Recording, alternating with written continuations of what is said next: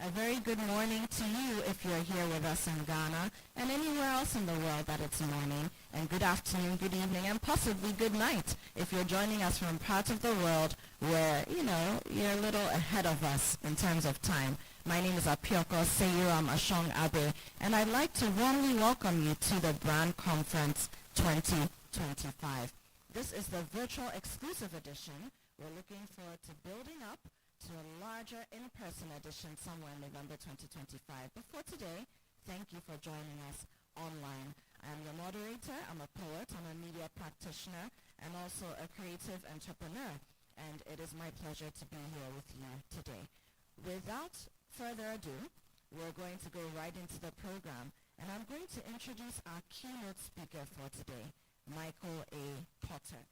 Now, Michael is joining us virtually from the United Kingdom today, and I'm going to tell you a little bit about him. Michael A. Potter is an international management development trainer, and he's a writer, a speaker, a globalist, and a people expert. He's one of the leading non-academic global training and management development consultants and has worked in an advisory capacity for a variety of global organizations. Michael holds an MBA and a degree in business studies from the University of Liverpool, together with an MA in organizational analysis and behavior from the University of Lancaster in the United Kingdom. He's also a chartered fellow of the UK's Institute of Personnel and Development, the CIPD, and a former visiting lecturer of the University of Liverpool. Throughout his career as a people management consultant and trainer, Michael has presented at conferences, delivered training workshops and seminars in numerous countries across Europe, Middle East, Africa, and Asia. He has also published a variety of books and articles on the subjects of global talent management, business and HR strategy, change and transformation management, and mentoring and coaching. So, with a virtual applause, allow us to welcome Michael A. Potter to give us our keynote address for the Brand Conference 2025.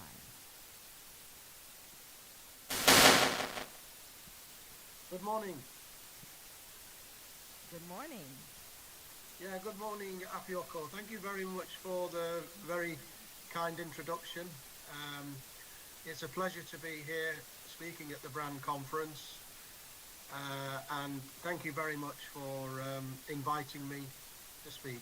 Thank you so much for joining us, Michael. It's a pleasure to have you.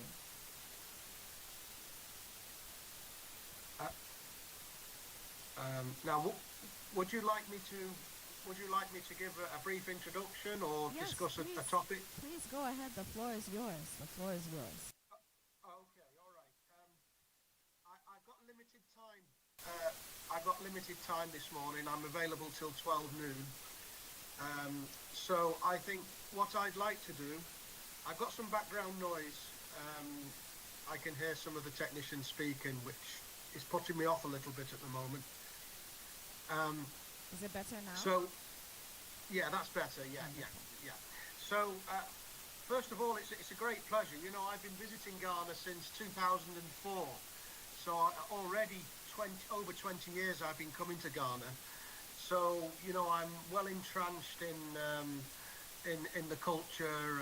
I've worked with a number of organizations, quite a lot of organizations in Ghana, financial institutions, hotels, telecommunication companies and others, government bodies. So I'm well versed in what's going on across the country. But today I thought I'd focus a little bit, because I know you've got other eminent speakers speaking today about things. So in the time I've got, or the time you've allocated for me, I'd just like to speak a little bit about self-branding, you know, how to promote oneself in this global world, this global changing world that we live in at the moment. I mean, we're already 2025. A quarter of the way through this century already, and we're already in the month of March.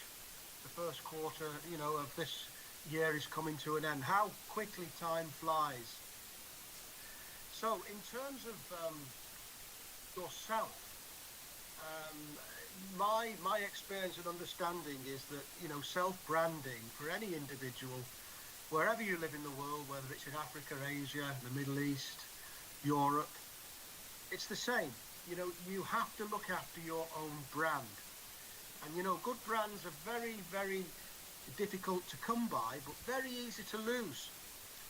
And we have to remember that in public life, in private life, in work life, in home life, people see us maybe differently to the way we see ourselves.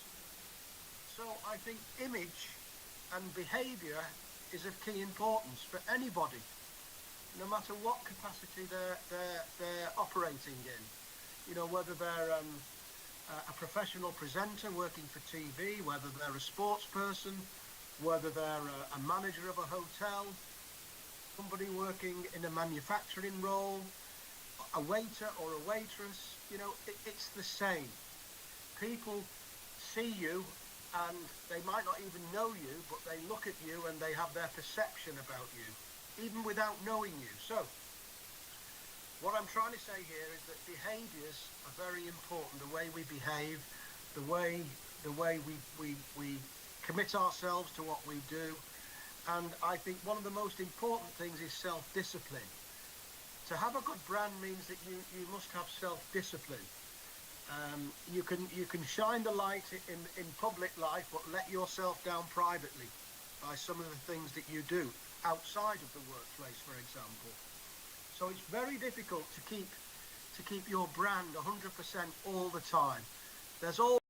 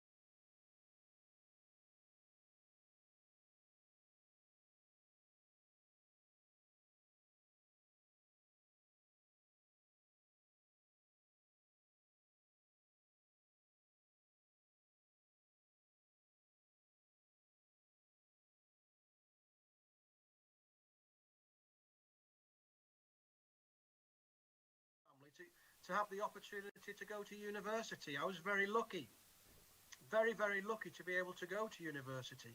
I had to work hard to get what I achieved at university, and I think university is just the start of it for any young person coming through the ranks now. It's just the start of it.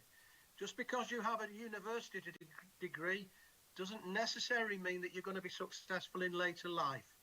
You still have to work hard. You still have to position yourself. And it's the same for anybody who's in a middle manager role or a junior role within any organisation. You have to still perform. You have to still produce. You have to still work hard to get further up the ladder. It's the same for entrepreneurs. If you decide to leave corporate life and set up your own business, you know, that is a major challenge. I did that at age 34 years. Set up my first business, leaving the comfort of corporate life and all my friends and all the benefits, the holidays, the sick pay, and all the other things that you got with corporate life, and took a massive risk in my early 30s to set up my own business. And, you know, being an entrepreneur, you have very few friends. You know, you live by the sword, you die by the sword. So I think any budding entrepreneur out there, the first 2 years are the most difficult. Again, you have to work at it. You have to work hard at your own brand. You have to work hard at the brand that you're selling or the service that you're providing. So look, there's no free meals in this life. You have to work for what you get. And, you know, so we have to respect that. My view in life is the more you put in, the more you get out of life. You know, it's about burning the midnight oil, trying to better yourself, building on your weaknesses, and maintaining your strengths. And the other important thing that I've found out is networking. Networking is probably one of the most important things for any individual. The bigger the network, the easier life becomes. And, you know, most of your speakers would probably agree with that. If you've got a small network of friends, your opportunities become a little bit limited. If you've got a bigger network throughout Ghana or beyond Ghana, or even a global network, even better. So please work at your networking. Extend the network. You know, there's some good social platforms. Personally, I use LinkedIn as a platform which is very good in improving your network. There's lots of other things that younger people than me will know with social media, but they're good vehicles as long as they're used for the right reason to improve your network. And I think, you know, hard work, honesty, integrity, these are the things that individuals need to improve their brand. You know, be honest. My parents always brought me up to be honest. Yeah, never take anything that's not yours.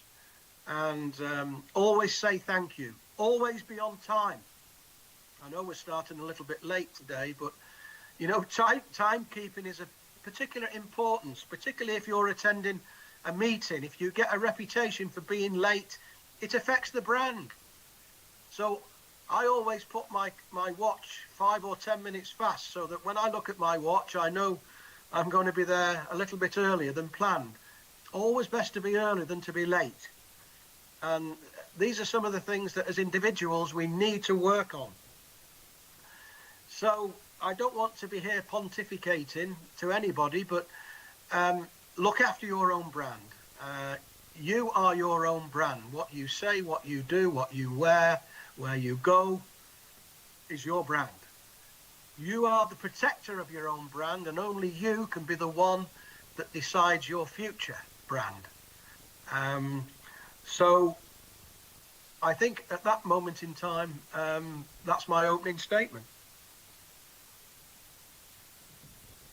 Thank you so much, Michael. Thank you. I think you've dropped a number of nuggets there. Thank you so much. And virtual round of applause, ladies and gentlemen, for Michael A. Potter. If you don't mind, do you have a little bit of time you can spare for us? I know you have to Sure. clock off very soon. Sure. The first one would be, I mean, you spoke a lot about the personal brand, the brand me, as we're calling it here at the brand call. You touched a bit on, how an individual brand can be beneficial for the company that you work for.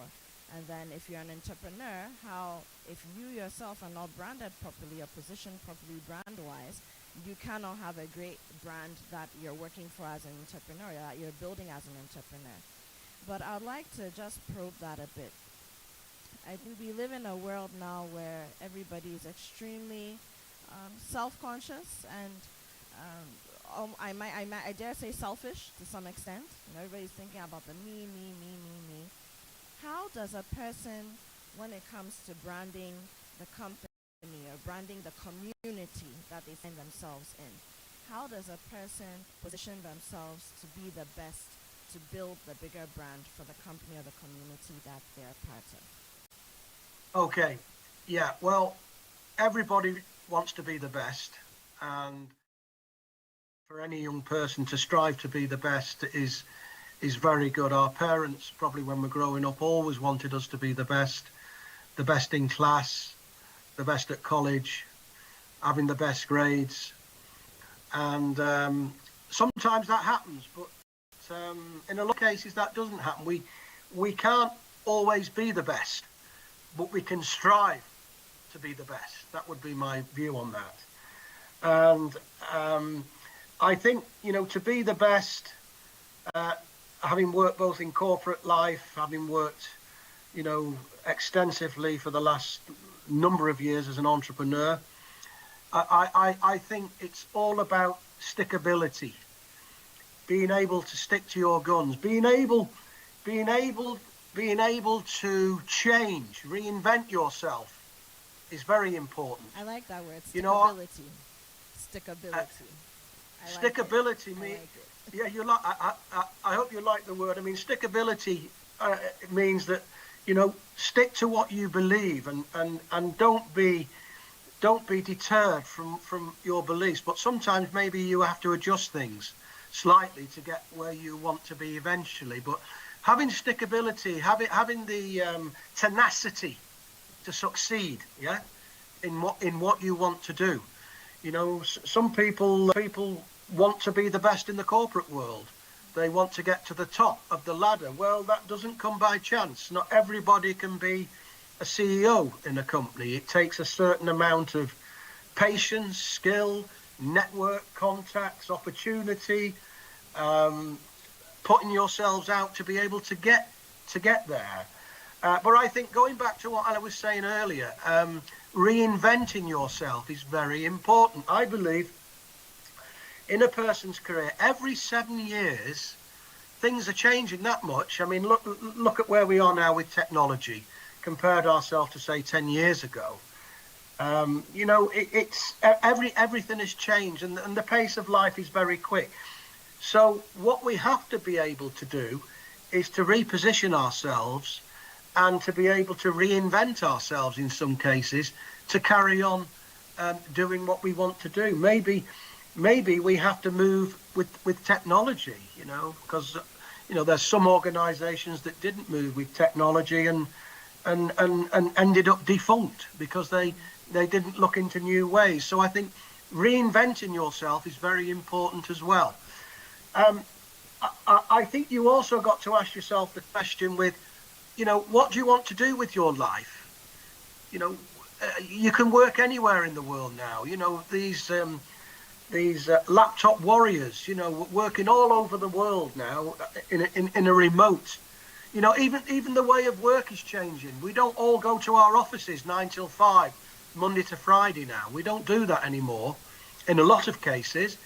People are working from home, or even people are now keyboard warriors working anywhere in the world effectively. So the whole world is changing. The whole type of work is changing. There's talks now of a 4-day week, maybe being piloted in parts of Europe. So 4 days at work, 3 days off work, or 3 days is another opportunity to do other things. And the other thing I would say about branding is, don't put your eggs all in one basket.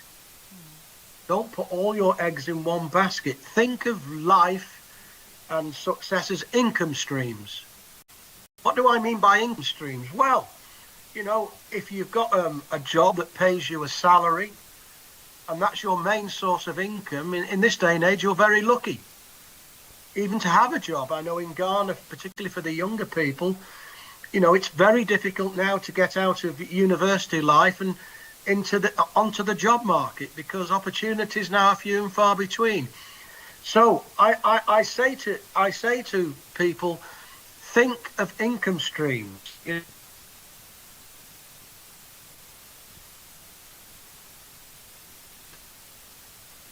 Mike, are you there? Okay, I think we're having some internet challenges, which is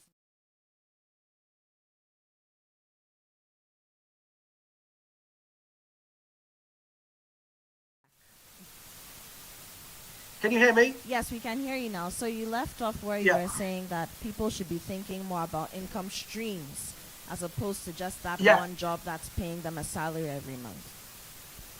Yeah, yeah. Look. I know. At the moment, it's particularly in Ghana, it's very difficult to get a job. So I know where I'm coming from with that. But if you're not able to get, a full-time permanent job, maybe look at doing two part-time jobs or three part-time jobs. And if you do have a main job, think of maybe earning some additional income. So all I'm trying to say is if you've got the opportunity, think of life as income streams. It could be a hobby that you can earn money from, and I think for younger people these days, it's very important not to maybe just go down one avenue and look at other options.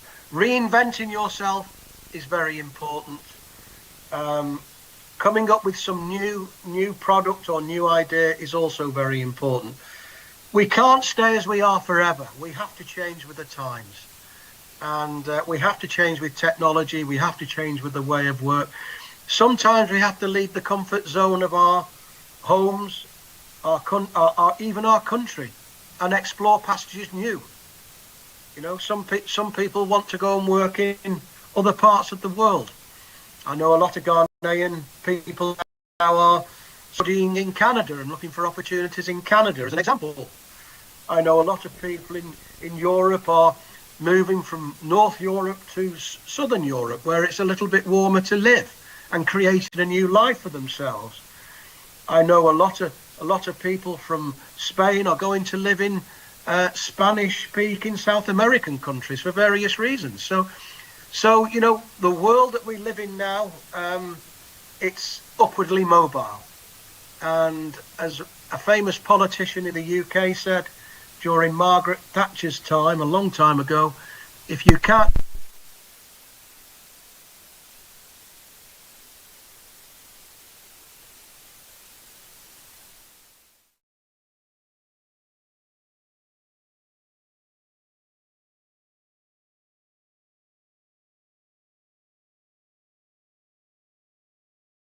Hello, can you hear me? Yeah, yes, I can. Yeah, I hope you heard yes, all you that. did answer the question. You did. It all went quiet. It all went quiet, and I thought Just I'd been for a talking second. to myself No. for the last 20 minutes. We can hear you. You are speaking to us.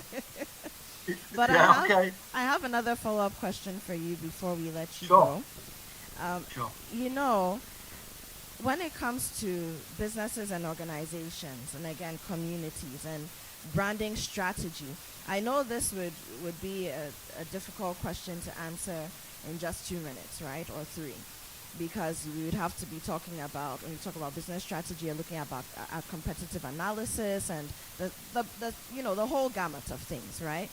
But how can a business, how can a community in 2025, with all the noise, with all the clutter, especially with social and digital media, as a whole, how can a company, how can an entity, a community position themselves strategically to make sure that their brand stands out and that it gives them what they need to get from it? Sorry, could position Yes, themselves so an in. organization or a community, how can you position yourself strategically? So we're talking about brand strategy, right? Because we're in Yeah. 2025. Loud. There's noise everywhere, especially with social media, digital platforms. How can a company, a brand, a community just position themselves strategically to make sure that the brand gives them what they needed to give them? Okay. Yeah. Well, you know, well,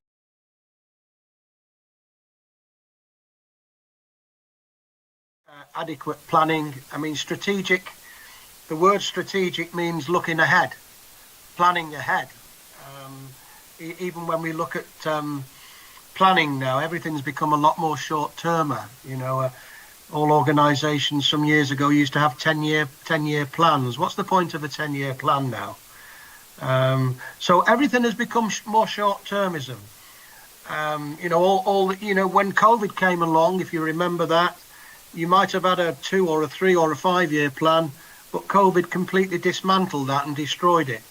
So everything has become more short-termism. So taking that into account, if you are operating a business, or you're operating or you're part of a community, and you have a particular brand, or you want to enhance your own reputation or your own product, I think realistically you should be looking at short-termism, short-term planning. So anything over a year now I would deem as strategic, whereas probably 10 years ago strategy would be 5 to 10 years. But for me now, anything over a year is strategic. So therefore, whatever it is you're trying to do, as an organization, you might have a product that you believe is going to be very popular. Well, fine, but how do we promote that? So it's all about planning. It's all about making sure that you do your research beforehand of the product. You do your testing, customer testing. You look at the opposition. You look at the competition. You look at the market. You look at the segmentation. You look at all sorts of other things. And where are you going to come into the market as well? So when you're looking at branding, particularly for a product, it's very important that the product that you have, you're going to be sure that it's going to be a success. It can only be a success, and if it's a quality product, if it's something that somebody wants, if it's something different, if it's unique, your USPs, unique selling points, you should take into account. It should knock the competition on the head. It should be the latest thing. It should be the best thing since sliced bread. And it's what people will want and what people will buy. It's got to be the right price, and it's got to be value for money. So there's a number of things that we need to take into account. And we can do all the statistics, we can do all the projections, we can do all the possibilities, but at the end of the day, if the product is not the right product, selling for the right price, with a readily available market, whether it's online, whether it's offline, whether it's buying from a shop, face-to-face selling, it doesn't really matter. The product will fail. So it's all about doing your homework. It's all about doing your research and product testing and making sure that your product will be one of the best products available. And not only have you got that problem, to keep it one of the best, to be one of the best for the future, you've got to redefine your product, improve it, or maybe introduce something else that's even better than what you've got. So look, branding never stands still, and your brand will always be based on who you currently are, what you currently do, what you currently sell. And as we know in technology, we've only got to look at iPhones and they change, and PCs and laptops, they change every 6 to 12 months. There's always a competitor bringing something new out. And when they bring something new out, you know what people are like. They always want the latest technology. So it's about keeping up with the pack. And that costs money, it costs investment, it costs time, it costs labour, and it costs brains, and it costs know-how. But somehow, somewhere, we've got to be able to do it. On an individual basis, you've got to do the same for yourself. Invest in yourself. Human resource investment. If you want to be the best, invest in yourself. Send yourself off to college to do another top-up course or a specialist type course, keeping your skills up to date. And I always say it's best to have more than one tool in your toolbox. Being a jack of all trade and a master of none is the way forward in this day and age. Having one skill, you're going to limit yourself. Having a range of skills, you're going to create opportunities. So I'm digressing a little bit now, but I hope that answers the question. Yes, it did. Yes, it did, Michael. Now, before you finally go, let's talk.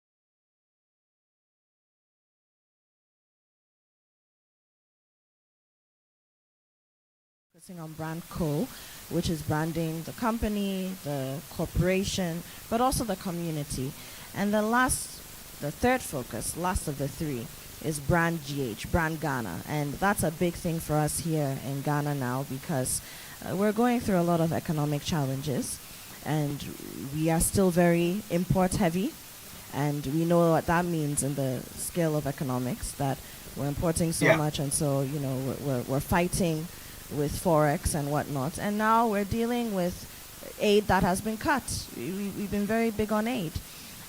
Aid that has been cut from the U.S. right off the bat of the new administration that has come in. Yesterday we're hearing that the U.K. in 2027 is going to be doing some cuts, and we're seeing that happen across Europe as well. So things are changing. Everybody is trying to do the best for their country.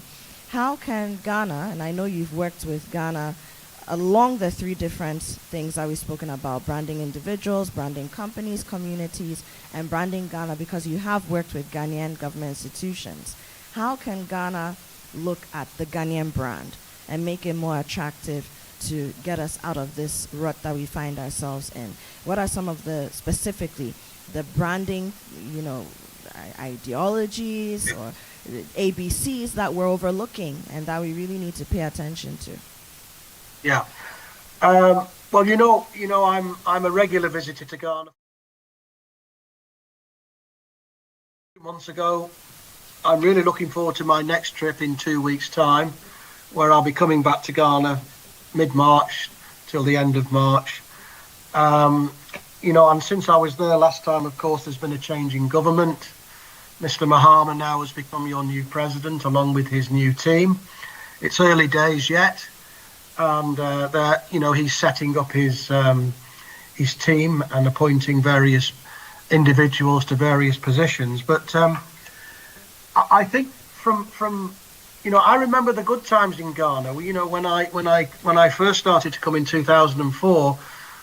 Shortly after that, there was some economic boom, and I noticed how things were changing very quickly. The good years, the things I noticed with the numbers of cranes in Accra, all of a sudden started to increase in terms of building infrastructure and building new businesses. And Ghana's had its good times,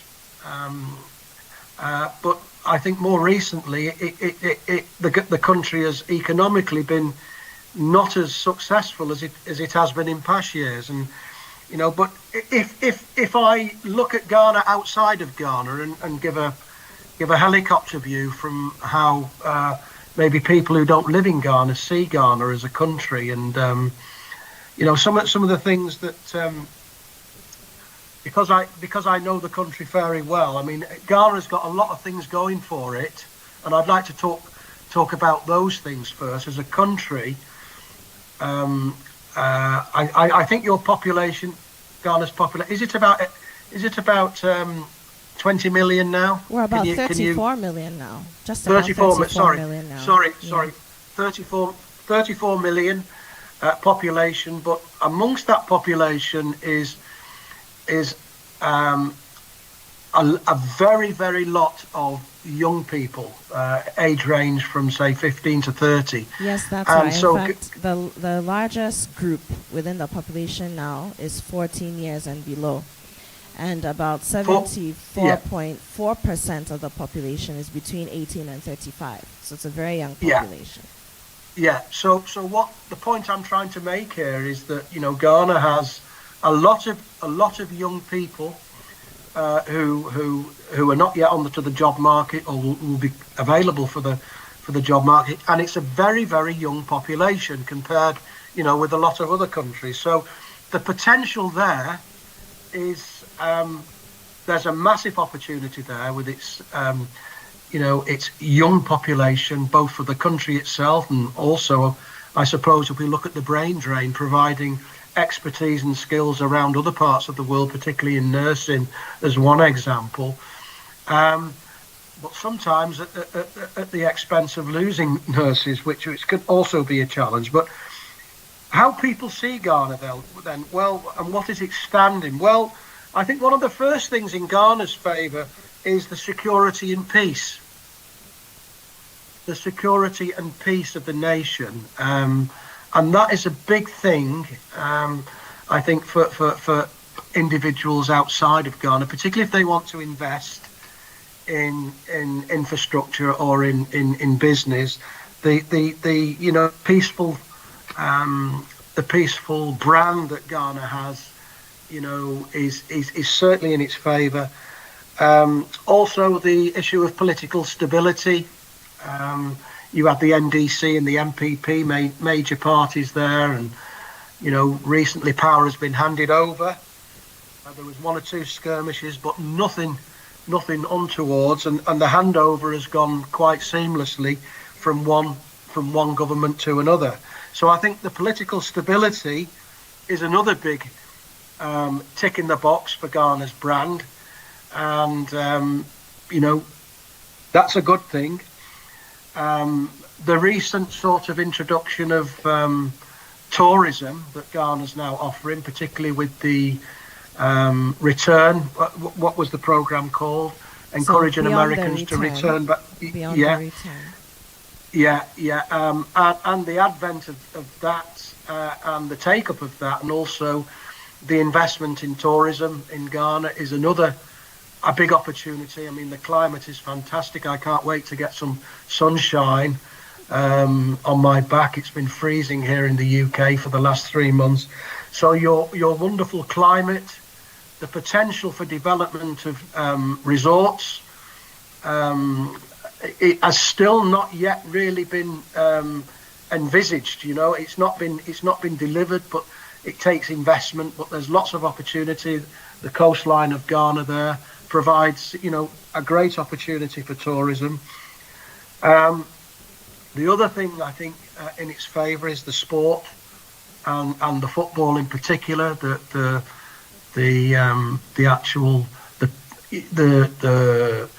Football is like a religion in Ghana. I know that because I'm involved when I come there, and the Ghanaian. I know lots of people who support Ghana who don't live in Africa, from a football perspective, which is great. So I think another tick in the box there. Ghana is also seen as one of the leading lights in West Africa, and one of the leading countries in West Africa, also with good universities, educational establishments. Another tick in the box. Some of the challenges I think that Ghana have been facing and will be facing for the future are, the economy at the moment. Inflation is high. I know that public workers have been given an increase of 10% pay rise, if I'm right in thinking, or about to be given it. But even the rate of inflation is a lot higher than that. So there's challenging there. Unemployment, particularly for the young people, is a massive challenge. Although I do applaud the national service scheme that you run there in Ghana. I think it's a great opportunity for young people to get, pre-work opportunity and experience. But unemployment is a big issue. The other issue, I suppose, is how people perceive sometimes possible corruption, governance, sometimes that is good, sometimes not so good. And these are some of the challenges, I think, facing the country. Governance is one of them. And I also think, as you've rightly mentioned, the fact that the UK government, albeit one government, has recently announced a cut in its aid budget because, due to pressures that be, they're having to divert money into defence for various reasons that you've probably read about in the global news recently. So the cutting of the aid budget that a lot of countries like Ghana rely on will have a massive impact on, things that used to be done and maybe things that will not be done in the future. I suppose the other issue is the IMF grant and the workings of that and all the monies associated with that. Also, the USA has announced that that's cutting its aid to Africa, so that'll have an impact as well on all the good causes that were supported by these various governments, and I expect maybe some of the European governments will follow suit. I know there's a meeting tomorrow or next week about various things with the European Union. So, but I think Ghana is the land of opportunity. Personally, it's the land of opportunity. It has a wonderful, rich culture, which I really like. I'll never say anything bad about Ghana, and I'll never have anybody say anything bad about Ghana because I'm a big Ghana fan. When I come to the country as a foreigner, I'm made ever so welcome. For me, it's home from home. With the cocoa and the gold, and the source of young talent and the opportunity that there. I think it's down to good governance, and hopefully Mr. Mahama and his new government will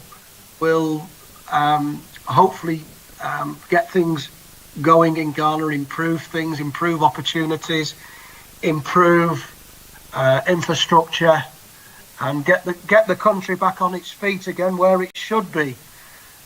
Because Ghana has a lot of potential that I believe has not been realised to the full, and there's a lot of brilliant people in Ghana, both young and old. There's a lot of brilliant business minds. There's a lot of excellent companies, and I think personally Ghana has got a good brand, but there's still, I believe, a bit more work to do. There's still a bit more work to do, but I'd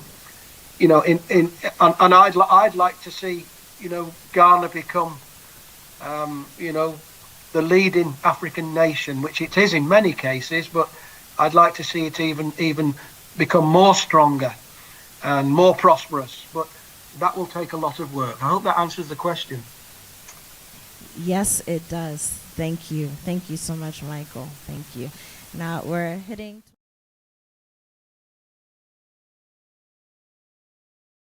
to let you go and see you in 2 weeks.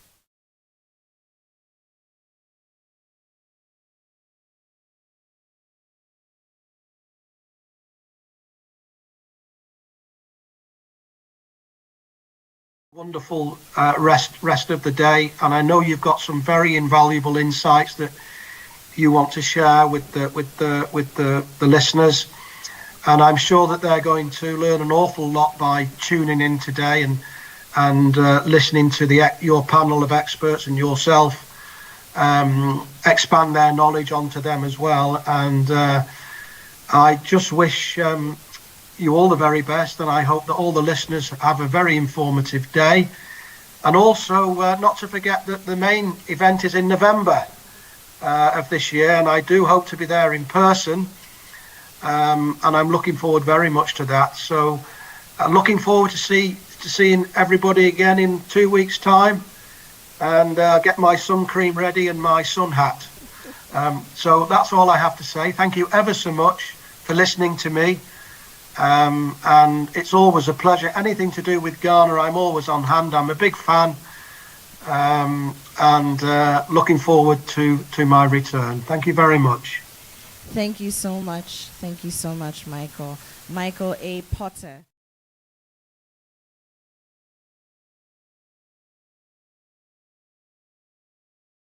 And I was picking his mind on a couple of things.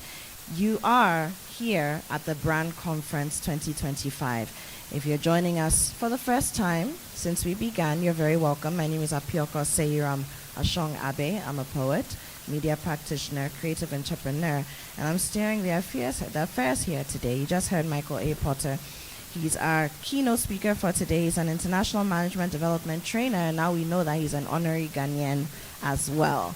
And I think he shared some very invaluable insights across the three things that we're looking at today. Brand Me, Brand Co, which is branding community, branding the corporate, and then Brand GH, Brand Ghana.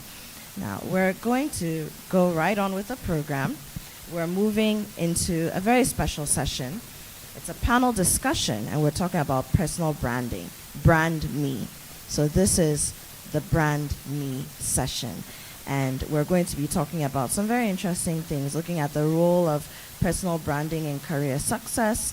We're going to talk a little bit about social media and authenticity and self-branding and many other things. But let me introduce my guests, because I am not doing this alone. I have some experts here with me.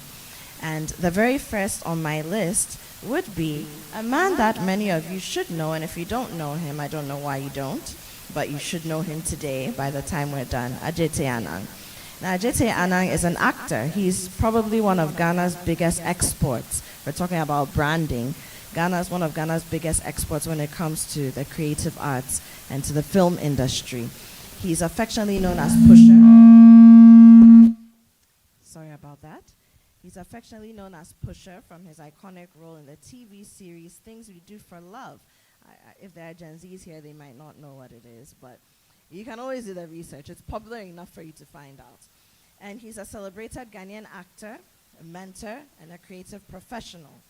He was born on July 8, 1973, and he's had an illustrious career that spans decades of exceptional performances in television, film, and theater. His notable works include Deadly Voyage, A Sting in a Tail, The Perfect Picture, and its sequel, The Perfect Picture, 10 years later. Adjetey is a multi-award-winning actor, and he's recognized for his dedication to the craft of storytelling and his ability to bring depth, authenticity to every role.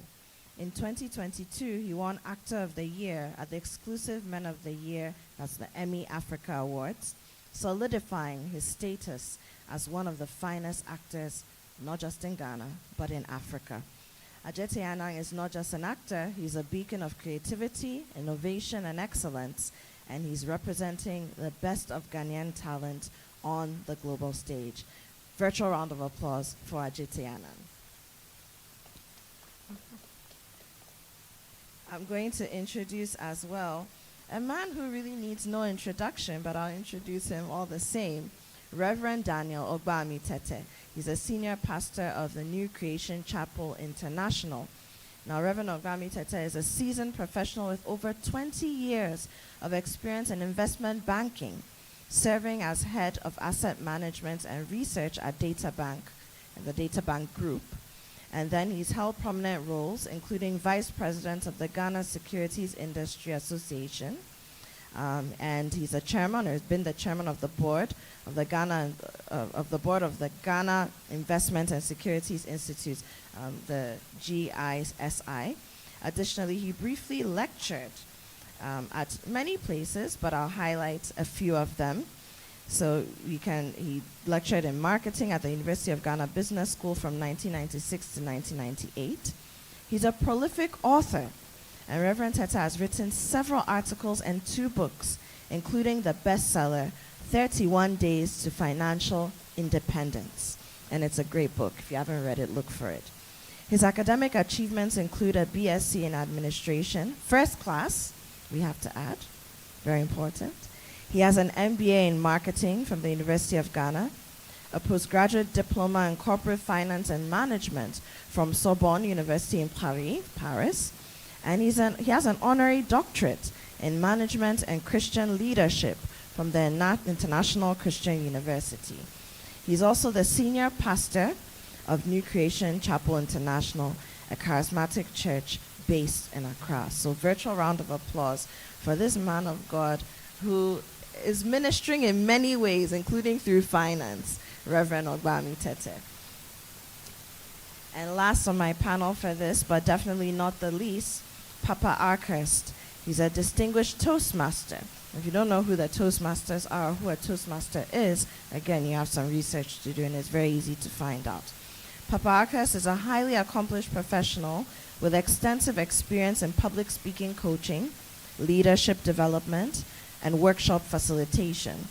As a distinguished Toastmaster with over a decade of experience, he has a proven track record of working with diverse clients, including universities, banks, FMCGs, that's the fast-moving consumer goods, that world, right?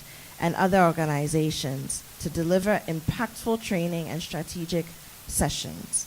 With a solid understanding of Scrum and Agile principles, he also brings a collaborative and results-oriented approach to team building and high-level strategy facilitation. Specializing in helping individuals and teams develop confidence and communication skills, Papa provides tailored solutions to overcome stage fright, refined messaging, and enhanced presentation delivery. His expertise extends to leadership and communication training, equipping professionals with persuasive messaging, relationship building, and strategic thinking skills. Papa Arkhurst is a trusted partner committed to helping organizations and individuals achieve their goals and maximize their potential. So a round of applause for Papa Arkhurst. Virtual round of applause. Gentlemen, you're very welcome. I believe each of you has a microphone next to you. Papa, you have one as well. Okay. Okay. So we're going to zero right into it. We're doing Brand Me, personal branding. And I think our keynote speaker, Michael Porter, he outlined a number of things that, set the tone for this conversation. But I'm sure each of you has your own experience because you're very poignant brands on your own. I'm sure you have your own experiences that you're going to share. But I want us to start by talking about building the standout brand in 2025. Each of you has had at least 10 years, and that's putting it very generously, at least 10 years of experience in your career, the work that you've been doing. But how have you reinvented yourselves? How have you, with each year that comes, with each season that has come at you, repositioned yourselves, reinvented yourselves to make sure that you stand out? Ajay, I'll start with you. You're welcome. Is the mic on? Am I good? Okay. There we go. Thank you so much, Apioko. Yes, branding in 2025. I think that for me, I have adjusted from what it was from the very beginning. For those of us who know the pusher days and till date, and therefore, when it comes to brand. Okay. Hello. Okay. There we go. So I would basically start by saying I look at branding simply in this short maybe phrase or sentence where I say prioritizing character over exhibiting skill. I think that character and behavior, as Michael Porter did mention, forms the basis of foundation that injects into the brand core and the brand GH. And once we get that right, then it informs what our journey would be, and therefore the results that will be churned out from that. And I think that for the most part, and especially in the world of social media spaces where we're projecting ourselves, we have to be careful that what we project online is a reflection of what we are offline. and therefore things like credibility, your word should be your bond. You can't go on the social media spaces, for example, or digital platforms where you're posting Bible verses every day and be sounding like a motivational speaker, and then when we interact with you, offline, you have a foul mouth, and so laced with profanity and all that. That contradicts that character or that posturing that you're letting the world know, and yet, and that also has a way of affecting, whatever service you're providing, and all that, whatever product that you're selling. And people must connect with you as a character, as a personal behavior, for them to have, the belief that would translate into what you're offering. And therefore, that is how I have positioned myself, that in everywhere that I found myself, the consistency of ensuring that identity is right there. It must be the same or improved. Otherwise, then you're shooting yourself in the foot. And so, for me, that's how I've come across over the years. Wonderful. Reverend Teta, let me come to you. Now, you have had to, I think, over the last 20 years or so, maintain two brands. There's the brand as the finance and marketing guru, and then there's a brand as the man of God who literally has a church to shepherd. So how have you maintained those two? Have there been intersections at certain points? Has it been difficult? And how have you maneuvered it? Thank you very much. Is it okay to add a little bit to the introduction? Yes, of course. Because there's a little omission. So I'm the immediate past Director General of the Securities and Exchange Commission, and Right. I think Right. I don't want Right. the audience Right. to think that wasn't an important part of my career. No, it was extremely important. Yes. So I think many years ago, I had this statement from someone, and I would say it has guided me, in all that I've done in terms of projecting myself. So the person said that how you dress will determine how you are addressed, which basically, conveys this concept of, what kind of brand do you project? So I've always been particular about how I project myself. So I'll say there are I'll mention two words which I believe can also represent two key values that have influenced how I've always projected myself. One is consistency, and then two is excellence.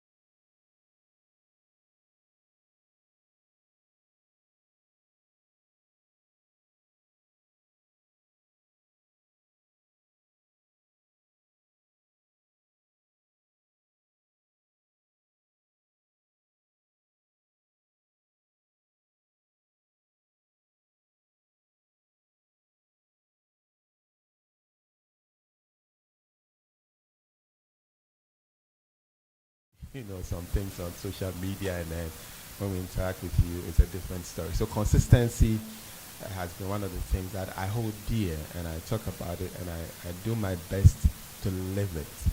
And then the other is excellence. And for me, the excellence is exhibited in the mindset I have that there is always a more excellent way. In other words, you don't have to rest on the OS. You don't have to say that, well, this is how it's always been done. So you find me always questioning things. Why do we do things this way? Isn't there a better way? And I push myself. to be the best. Many times people ascribe, sterling, qualities to my person. But if you ask me, I don't think I've even achieved or attained. I think that there's more I can do. I think that I can be better at what I'm doing. So, and I believe that that's the quest of excellence. Trying to push the envelope and to say that how can you do what you're doing in a better way? So for me, those two words, I would say, have been, pushing me, throughout my lifetime, throughout my career, throughout the different roles I have played. Be consistent, and then aim for excellence. And I think that's what basically I believe, projects my personal brand, consistency, and then excellence. Consistency and excellence. Okay, we're noting those down because I think you've given us something very important to think about. And I'll come back to you, of course, Reverend. Papa, what about you? Now, I haven't seen you anywhere where you don't highlight the fact that you're a Toastmaster, And I think that that's a very interesting conversation starter, because when people say, oh, but who's a Toastmaster? What's a Toastmaster? But you've been consistent with it. And then all the other things that you do, then we get to know, oh wow, he's not a Toastmaster alone. He has all these other things in the bag. How have you managed to build your personal brand in that way? And where are some of the places that it has taken you to? So before I get into Toastmasters, I actually want to remind Reverend Obami Tete that he's also been consistent in brand conference. So maybe you should add that to the portfolio and been showing excellence. It's interesting. I actually just got reminded, or should I say prompted by Ajiti, that his wife is actually a Toastmaster. And it's interesting. You may find yourself in an organization, whatever it is. I joined Toastmasters because I had a very clear why. I wanted an avenue where I could help fellow Ghanaians become more confident in speaking, because I was getting a bit tired when I meet my Nigerian brothers and they say, Oga, but you know be Nigerian, hey, but you're confident, no, I don't think you're Ghanaian, because they usually perceive us as a bit more timid or a bit more reserved. And so I kept wondering what tool can we use to do that. The second one was leadership. I always kept researching what is the African, and anybody who knows me knows I'm very passionate about Africa, very passionate about Ghana. And the literature that I kept seeing was, the African problem is a problem of leadership. And so when I came across Toastmasters, it made sense. And so even though you hear me talk about Toastmasters, it's more what Toastmasters presents and not just the institution. And so initially it was a representation of an opportunity for me to help build leaders and communicators. Over time, now I perceive it as a space where people can grow. So our product is a place where people can grow through regular and consistent feedback. And so one of the things you notice about most Toastmasters who are immersed in the program is wherever they go, they always seek for feedback because they want to grow. They want to get better. Now, where has it taken me? If you're in any institution, especially when it's an institution that is global, and you live the institution or you live the tenets of the institution, not only does it help build your brand, especially if your brand or your personal brand aligns with it, but it also opens a lot of doors, and it puts you, or it gives you access to a network you didn't even believe that you had. We do talk about this old statement, or a lot of people say, it's who you know, it's who you know. And we all know in the modern 2025, it's not who you know, it's who knows you. But the way to get people to know you, which a lot of people have misconstrued, and it's even becoming more glaring now, is it's not about just throwing stuff on social media. Because throwing stuff on social media may get you seen, but for people to really know you, it's engaging. And the best way to engage, the easiest for anybody who starts today, is to first of all identify your purpose if you can. And if you can't, identify what talents or gifts you have. Build them into skills, build them into expertise, but eventually build mastery. When you're a master, you attract because you have value and you always give value and you always share value. So as a Toastmaster, what I did that has probably brought me this far and given me a lot of exposure is I decided I'm committing to the program. And to put it in our local parlance, I took it World Cup. So I was breathing, sleeping, speaking, thinking Toastmasters. What that did for me is now it's giving me exposure within the Toastmasters network beyond Ghana. So in all the countries that were in Toastmasters, I've interacted with some of our international directors, international presidency of Toastmasters Global, and so forth and so on. What that does is, remember that these Toastmasters is not a full-time job. So every Toastmaster is some CEO of something, some friend somewhere,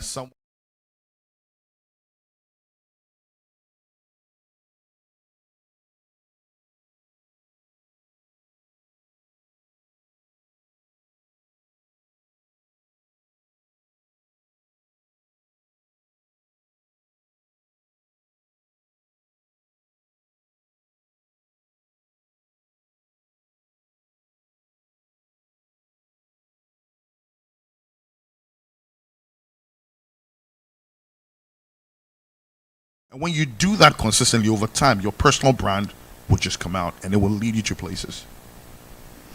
So take a World Cup. Hey, take a World Cup. Take a World Cup. You know, there's a lady who helps me out with the cleaning in my home, and she's been with me for almost 4 years. She comes and goes. And the first time I met her, I was introduced to her by an expat friend who was leaving the country and said, oh, you know, this is the right lady for you. First time I met her, I asked her a question. I said, oh, can she cook?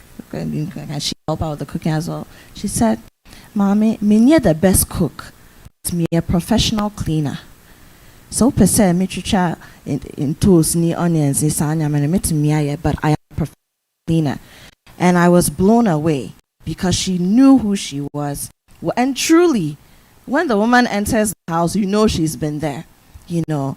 And she doesn't have a university degree or anything, but she's used this job as a single mother to put her 4 children through school, and they all have degrees, right? So taking a World Cup, I'm taking that from you, and I believe you're right. But Apioko, you actually just said something that reflects back to something Michael said, and I think you've put it in better context from what the lady said. So he said, don't say no, take anything. But I like the authenticity with which your lady said, I am not a professional cook. I can try, which tells you that she's open to opportunity. But when it comes to this area, I'm the don. I mean, that right there is the best pitch I've ever heard. It's amazing. And I always remind her, Auntie Bernice. So let me come to you, Ajete. You are in the entertainment industry. Now we're understanding, thankfully, the world has understood that our industry is actually an industry. It's a creative industry, it's the orange economy, there are all these beautiful names being attached to it. But you and I would agree that it's saturated and it's not necessarily easy to thrive in the industry, especially from the parts of the world that we find ourselves in. How have you remained, to borrow Reverend's word, consistent over the years? And how have you distinguished yourselves? Because every other young person out of school wants to act, wants to be a superstar, you know, wants their face plastered all over billboards and screens. And now the small screens, the social media, their people pop up on people's phones. They want to trend. How have you managed to distinguish yourself in this crowded space and then still make a living from it? Yes, I think that it's, for me, when we come to the area of multiple streams, in other words, income generation. What I have seen and observed with my seniors is that they start very well. They're in the limelight. Everybody wants to be in their company and all that. But then the end is very sad or tragic. It doesn't justify the means. Precisely. Yeah. Of why and how come. I mean, if they were in the different space, in the Western spaces, I mean, the story would have been different because structures, systems, and then also the personal branding thing, would have helped. And so I find myself in that same journey, and I'm asking, what can I do different, or what can we do different, so that the ending would not be the same? And one of the things that I discovered is that the mastery of the craft is important, but that is not just it. How do you also ensure that you out of that comes tributaries? And so here I am as an example. I act, but how do I use this knowledge that I have to be able to generate another stream of income? Oh, I can actually impart this knowledge to students. And so there is Unimac IFT, formerly NAFT, where I can also impart this knowledge. And for me, it's not just imparting knowledge, but also making sure that the choices that they are making, they are responsible for it, because we're grooming a new generation that would also be better, make better choices, and their end will be super, super better than us. And so that is also another. The other would be, okay, how can we also, sort of extend this? And so Wifey and I came up with this, forming this organization, a creative organization, where we use drama, dance, to sort of help change mindsets. And so whatever the subject is, we can use this, and that is also an additional space. One of the things that I lately recognized was we have the habit of not wanting to stain the records, and so our personal records, and so therefore we're always projecting our strengths and our A's and our, without being, letting the world know of our vulnerabilities and therefore our weaknesses, and some of the things over the period I've learned that you limit yourself when you only project yourself as a master, that you're perfection. And well, that is good if your target audience are people who are only perfect. But if you want, a chunk of the masses, then there are people who also make mistakes out there, and you have to let people know that, well, I have made certain choices that, really brought bad results, and those choices I wouldn't want you to repeat.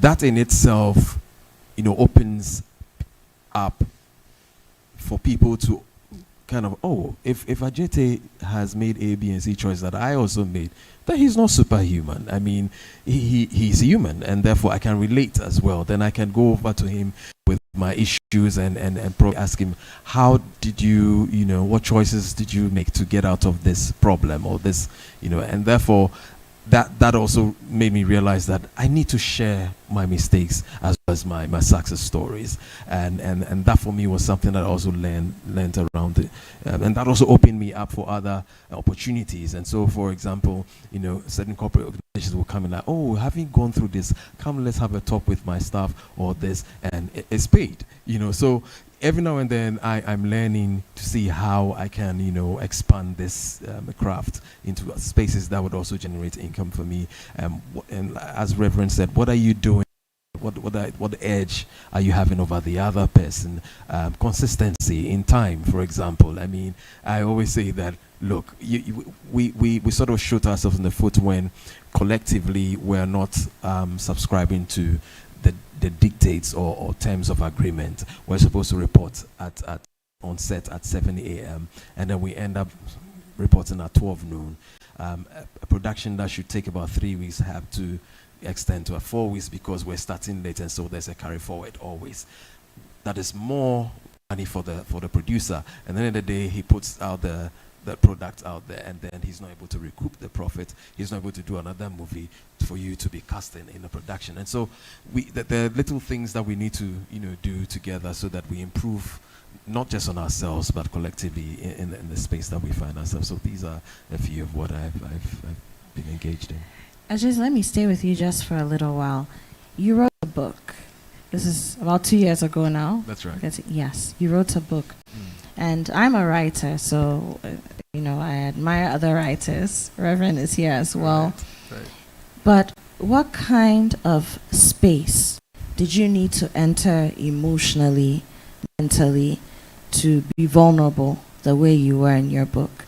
Because when you write fiction, already, people are reading what you've and they're judging you because yes, it's fiction, you've created the characters, but there must be a little piece of you in there. When you write non-fiction, and more so an autobiography or something that's autobiographical in nature, then everybody is seeing your life on a different scale. And this is in print, it's not social media, which still has digital footprint, but it's text where people can highlight, copy, share. What kind of emotional space did you have to get to pen that? I think that it was mostly a realization where I found myself being praised in public, and then in private space where all my sins were being projected in my face, and so that would be my wife. So whilst I was a god or a king in the public space, I was like, Charlie, the second hand citizen, if you will. And it dawned on me also because of also my Christian background, or not being a hypocrite. You can't continue projecting yourself and subscribing to what people perceive you to be or believe you to be as, the perfect guy, the actor, or goody, and yet that you're going through challenges, or you've gone through certain challenges, and people must realize that. And I thought that, especially when I could see young people who were just entering the spotlight, or young people who had just, or are in the spotlight, struggling with some of the things that I did struggle with. I asked myself, well, I could be an example, a better example for them to make better choices, to improve the space, just in the space, but themselves, because if you don't have a solid foundation, then what you churn out definitely would impact, the space. So that also told me that, look, it was time for me to let the people know, beyond Ajete Anan, who I really am, because they've seen the perfect characterization, if you will, but then who am I? And especially when I had a record of, having made certain wrong choices. I was just telling Papa, the people out there who know that I've had certain conversations with them on social media that may border on maybe flirting, and then here I come posturing as if I'm the perfect guy, I'm the best Christian, example. I mean, they will see through me, and I need to reposition that look, yes, I made those mistakes, but this is how far I've come, and therefore, if you're a young person stepping into the same limelight, you have to be worried about some of these pit holes, and so that when you get there, you make a more informed choice and a better choice, so that our craft would also be influenced in that direction. How has this affected your brand? Well, it has in ways that I didn't anticipate, and so from the family background, it's been tough, because relations, some relatives would rather. Why did you put it out there? Exactly, because then you're it opens disgracing it up for all ridicule. of us. You're disgracing yourself. We want to protect the family name, and and all that, and it's been tough dealing with that. But I'm also in a position to also understand where they're coming from, and and what has fed that, because it's a cycle that we find ourselves in. And family patterns, if you understand that, make you understand why people do what they do, and we have to really reposition ourselves and mentally, and therefore it's seen in how we execute things, our lives. Yeah.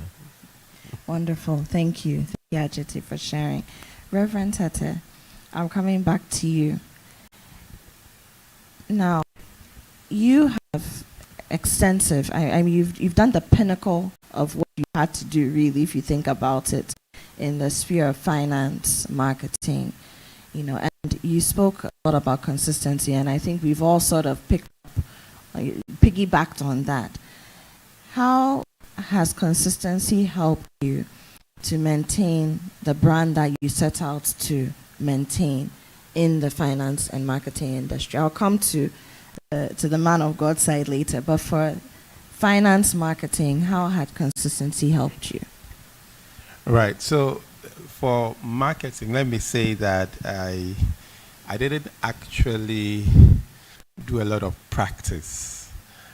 So I did marketing as my second degree, and then I lectured in marketing. But my first job after my second degree was in finance. That's a data bank. So I didn't really get to do a lot of practice, if you like, in that sense. So, but I was able to bring a lot of my corporate experience into my marketing class, which made it very rich. And I think that's why for my students, they always remember me as one of their best lecturers, because I brought, my practical, finance experience or experience the corporate arena into the marketing realm. But in terms of my career in finance, from being a market operator to being a regulator, I will always ask myself each year, 3 basic questions. What are some of the things you need to stop doing? What are the things you need to continue doing? What are the things you need to start doing? Because at each point in time, there are some things you have to stop doing. There are some good things that you're doing that you must continue. And then you need to challenge yourself to do some new things. One other thing that has been keeping me or driving me is my quest to acquire knowledge. And so I like to ask questions. And I tell the people I work with, especially when maybe there is some issue that they need to do a little bit of research, and then they get stuck. I say, well, you could have asked yourself this question, trying to push the envelope. Can I get more information on this? Who else can I, tap to get this answer? So I'm always pushing. I'm always asking questions. And those who have worked with me will testify that I will always raise a question that, oh, did you check this? Have you checked that? And you find that when you do, you come out with some very good results. I remember when I used to be in research at Data Bank. Apparently, those I worked with gave me a nickname I didn't know until later, and the nickname was Redo. Redo, because typically you bring some script to me, some report, and after reading it, I'll just write redo. But for me, the interesting thing was that any time they went back to do it, they came out with a better output. And then I'll just say, take the original one you brought, and then, this final one, what do you think? And without fail, they'll say, oh, this is better. The ability to do that was already in them. They just needed to push. So for me, it's about pushing and asking, is there more that I can get? Are there some more answers? And that has stayed with me, And so once you're asking yourself, are there some things you need to stop doing? Are there some things you need to continue doing? Or what are the things you need to start doing? I think that will keep you in the right direction. I've always had this desire to remain authentic, to be who I am and who I can be, And I think that is really what has kept me being consistent, in every area I found myself in. All right, there we go. Thank you, Reverend. So let me come to the other side. You are one person, and the spaces that your person straddles are very distinct spaces. So finance, you've described a lot of things, and especially when you get to the position of the regulator, it comes with its own set of challenges, ethical restrictions, all those things. Then there's the man of God. So when we go to the other side, the religious part of you, shepherd who you are, how have you been consistent there, and how have you sort of managed to let people still see you as Reverend Ogbami Tete and not, the regulator has come to preach today? Okay, so let me piggyback on Auntie Bennett's the statement, which I also totally being very clear on her purpose. I have been very clear on my purpose, from, I would say, especially when I was in the sixth form, we were the old order, so we didn't do this SHS from MOBA. Infantil, of course. MOBA. You know, I've been very clear that my purpose is to be able to break complex things down and make it easy. The function of a teacher, you know. So a teacher would always look for information, break down what is complex, and make it easy for people to assimilate it. You know, so actually, I've been very clear and very consistent. So from working in the corporate arena, and then in church, so I function in the space of a teacher, breaking things down. So when I'm ministering in church, I don't come across like a power evangelist. I take my time, break things, unpack things, to create understanding. To get people to assimilate. Because I realize that I was always asking myself when people are making statements or making presentations or even preaching when I was much younger. I will ask how. So that's breaking it down. So. That is what I would say has kept me focused as a teacher, and so I ask questions, and then I'm, even at home, my wife is saying that I'm always, functioning as a teacher, trying to, correct this has to be done because it comes naturally, to break things down, to explain things, to, so in ministry, I function. As a teacher, and anywhere I go, I don't go shouting. There's nothing wrong with that, but I just, break things. That's not your brand. No, that line upon line, precept upon precept. That approach, So I think I carry that with me. I try not to let whatever role or position I hold, when I was working in the corporate space or as a regulator, I try not to let that cloud who I am, when it comes to ministry in church, because before all of that, I was me, so I don't think, it clouded my role, whether when I was in Data Bank or when I was at SEC, it clouded my function in ministry. And I try to connect with people, especially young people. I actually love working with young people. I don't create any airs around me. I believe I'm very approachable. So I try to demystify anything about myself. I'm very normal, very natural, That's what I mean. I'm not any special person. I walk on the ground.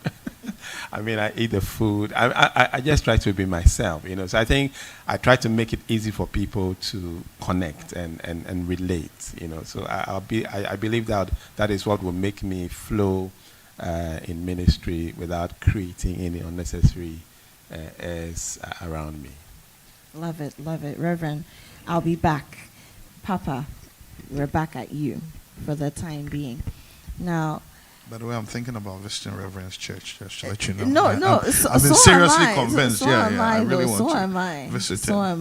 So am I. And we'll talk to him about that, after the brand conference. See what the brand conference can do. Exactly. So, Papa, let me come to you, back to you.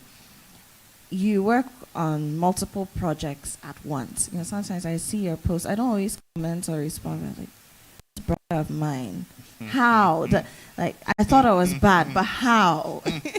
So multiple projects, multiple organizations. At certain points, you're even working with organizations, either as a consultant or part-time to get certain things in the organizations running. You're doing all of this at the same time. How do you ensure that you maintain your personal brand throughout all of that? And I love that question. And I hope that as we evolve into Brand Co and Brand GH, we understand that there's one fundamental theme that runs throughout, and that's the personal brand is what makes the company and what makes the country, right? And even though, and there's this thing I see sometimes in my training that shocks people. I walk in sometimes, I say, hey guys, do you know what your values are? And when people go quiet, I say, all of you are scamming your companies. You say, how dare you say that? I say, well, a social contract. The company is asking you, come work with me so you can help push my vision. But if you don't know what your vision is, you don't know what your value is, then how can you say that you can help push my vision? Because it may be in conflict, right? So it means you're being criminal. I think it's important that we understand, and for a lot of people who know me personally, yes, the Toastmasters thing may come up, but really they understand that I'm somebody who's passionate about impact, people, community. I love people. I love my country. I love my continent, right? But I love people in general. So everything I do fundamentally has to do with how do I improve somebody? How do I give them the voice to be the best version of themselves? How do I give them the opportunity to express themselves in a way that helps to make the community better? So I run a women's organization called Mehema.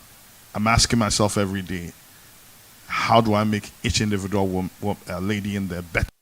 Or Heneba, how do I make every male better? Toastmasters, how do I make everybody in there better? I connect with you and I'm already thinking, what do you do? Where are you from? I mean, today you saw me bring somebody right in front of you and assign her 3 mentors immediately, right? So that's just who I am. And so for me, I can tell you, and there was a time when I actually had I won't call it a brand, but people perceived me wrongly as, oh, as for Papa Day, he doesn't like money. Because the first thing I ask is not money. The first thing I'm asking is, where's the impact? And I've also had to turn people off nicely when they walk up to me and they say, oh, Papa, I have an opportunity, we can make money. And they've not said anything that has substance, but just the fact that we just want to make money. So for me, it's very important that whatever I'm doing impacts lives and gives people the freedom to express themselves. So in Toastmasters, give people the freedom to express themselves, to speak, to communicate. When I was in the Ministry of Foreign Affairs, it was an exciting opportunity, one, to see, to help, or to contribute to Ghana speaking up, right? So things around soft policy, understanding diplomacy, understanding how to use technology to improve our visibility. I remember the first day that I actually volunteered, in a management meeting, very high level, that we should have social media pages. And a lot of my other directors were very conservative, right? But I understood what we needed to do to go to the next level. So I was very adamant about it. And luckily, my minister supported it. And now that is a tool that is being used heavily, right? So this is when you are at the Ministry of Foreign Affairs. That's when I was in the Ministry of Foreign Affairs. Of course, while I was at the Ministry of Foreign Affairs, I was also running BWP series, right. So spending a lot of time with the youth. I run an event center now. Yes, most of our business comes from funerals and weddings, but everybody knows that we still end up spending a lot trying to do movies in the park and all these other things because we want to give creatives a voice. So even though they may seem like a lot of different projects, it's really the same fundamental thing. How do we make every Ghanaian better? How do we make every Ghanaian get access to speaking out? How do we ensure that we build a brand for Ghana that is made up of individuals who can express themselves? Papa, have you had people ask you or say to you, why do you do so many things, or you do too much at once? Have people come at you with that? I absolutely have. I actually have a song. For those of you who don't know, I do music as well, but my music is not doing so well. Maybe one day when JT Annan talks about my music, it'll blow. I've done about 5 albums, right? And one of these songs, yes, Rev, I have to get you some of my songs. So one of these songs is actually Jack of all trades. And it's interesting that I had seniors who called me and said, you know what, Papa, thank you for this. Because we've always, the younger ones came at an age of multiplexes. So the world is more forgiven now of doing a lot of things. And also the world is harder. So everybody understands that you have to do a few things. But when we were growing up, the thing your parents would tell you is focus. You're not focused. You're not focused. But the truth is, you're bursting with these talents that God has given you, which if you don't use, are going to be taken away. But the problem wasn't the fact that we're doing many things. The problem was the fact that we hadn't connected them. So for a long time, a lot of people keep telling me, you're doing too many things. If I had one person who respected me a lot, a mentee of mine, this was in the Ministry of Foreign Affairs, who came to me quietly and said, look, I respect you a lot, sir, but I think you're embarrassing me and you're embarrassing yourself. He said it. You could tell that he had practiced how to say it to me. He said, today is the day. Yeah, today I have to say it. I have to get it off my chest, He later bought 2 albums from me, though, so that's a good thing. So, but I think the eureka moment for me came when I said, you know what? Instead of coming across as, and this is where personal branding is important, instead of coming across as, today, hey, so today you are doing music, hey, tomorrow you are doing poetry. And Apioco will tell you, so you've not been at my place, the rooftop, we've done poetry together, Yes, we have. and all those things, exactly. Yes, we So, have.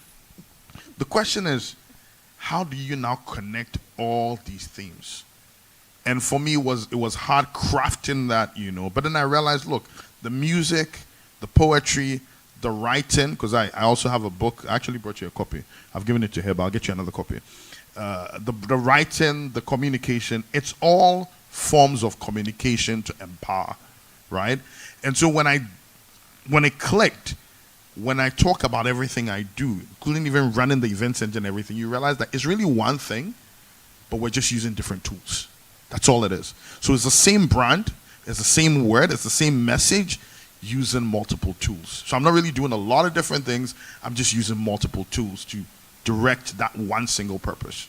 Okay, before I go back to Ajite and then we wrap up the brand me session, still staying on that. So there are a lot of young people, like you said, who today, we live in a more forgiving world when it comes to, we even have words for it. Oh, he's multi-hyphenate. Oh, I didn't know that one. Oh, yes. So multi-hyphenate, Nice. multi-talented, Nice. versatile. Nice. The words are there, Yeah. and people use them to describe themselves. And it's a great time to be alive.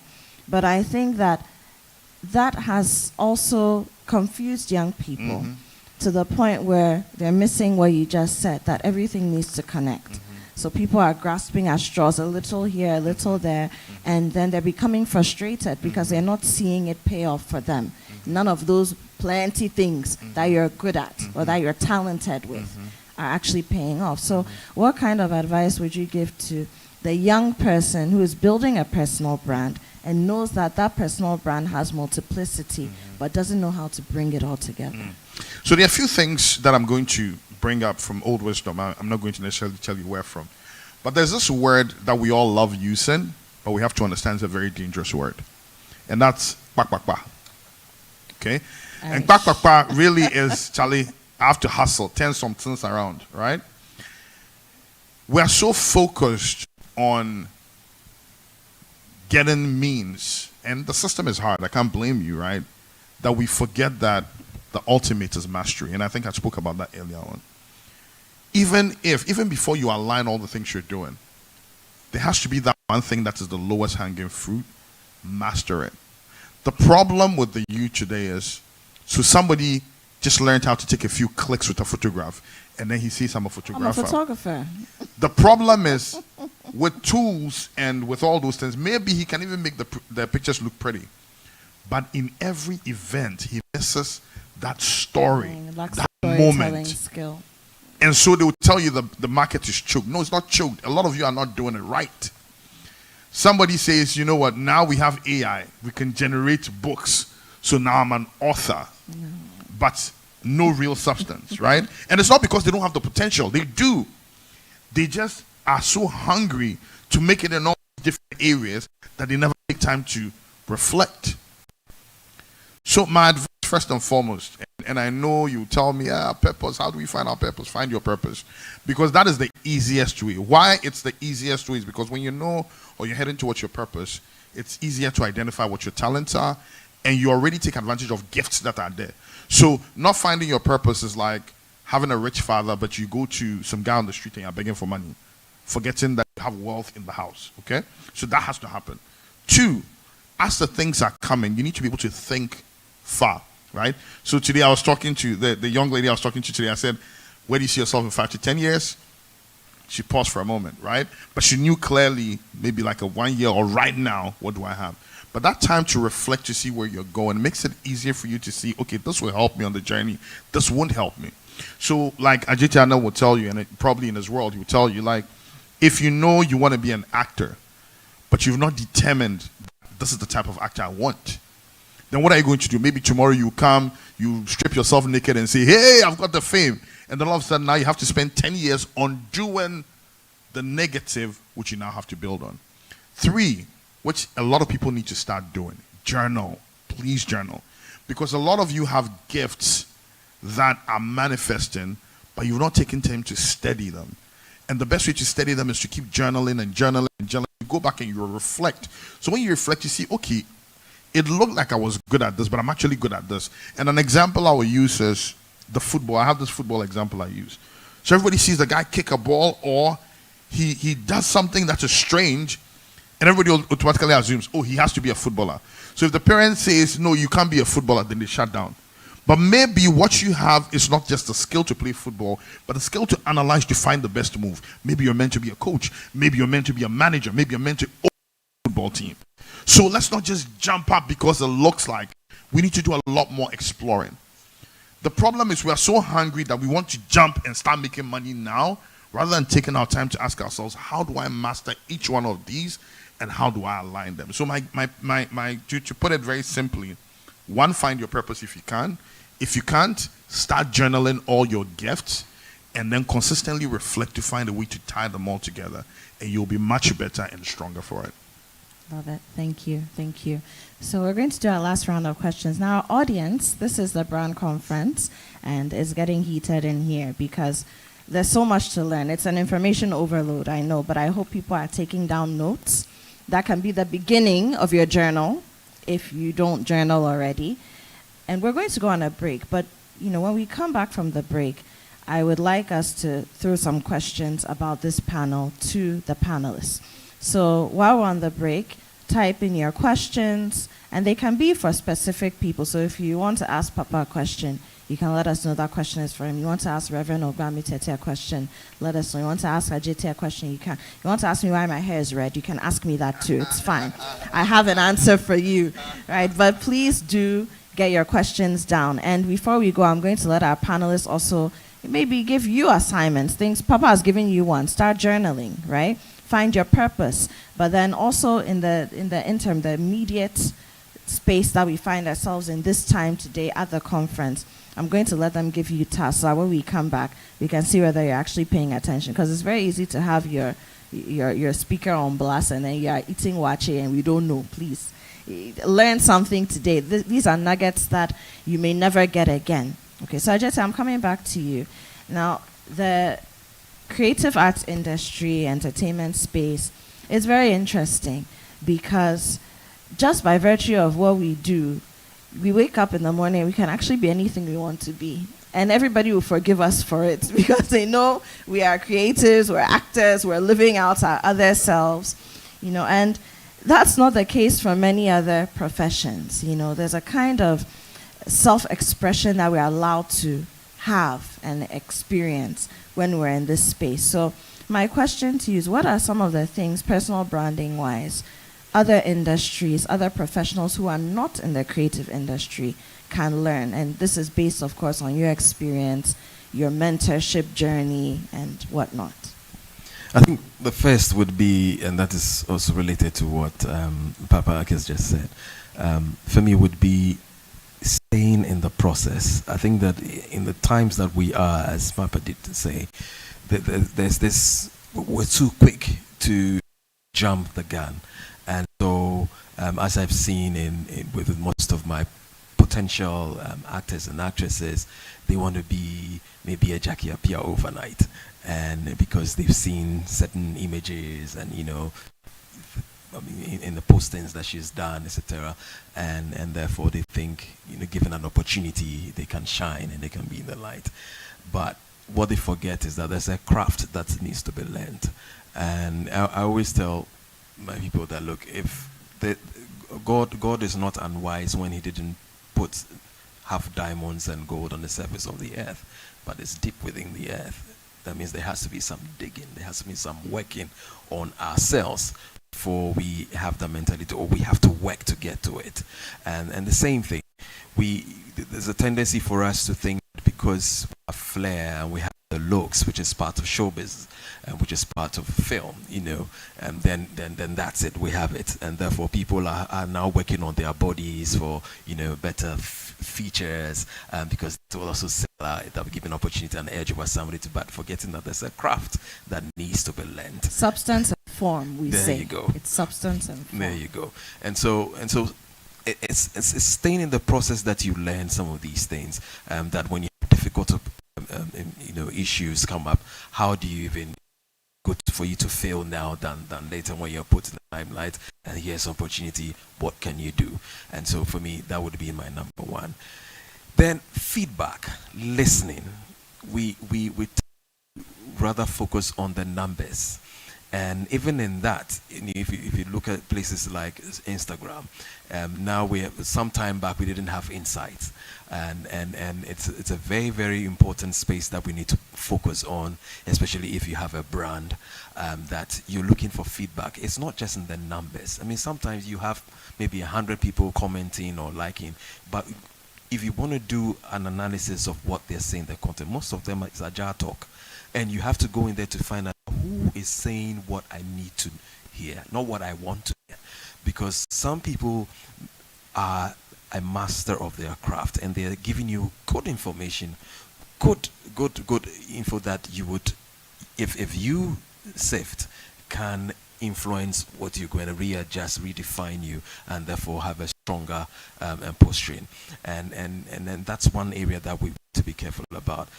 And sometimes I always say that we don't like collaboration. Even in that in itself, there are experts who can really go in there and tell you that, look, I can do this data analysis for you, and these are the implications, these are, and therefore you can, harness your craft and be in a better position. So for me, these are the two main areas, listening and having feedback and quality feedback, and also staying in the process. Okay.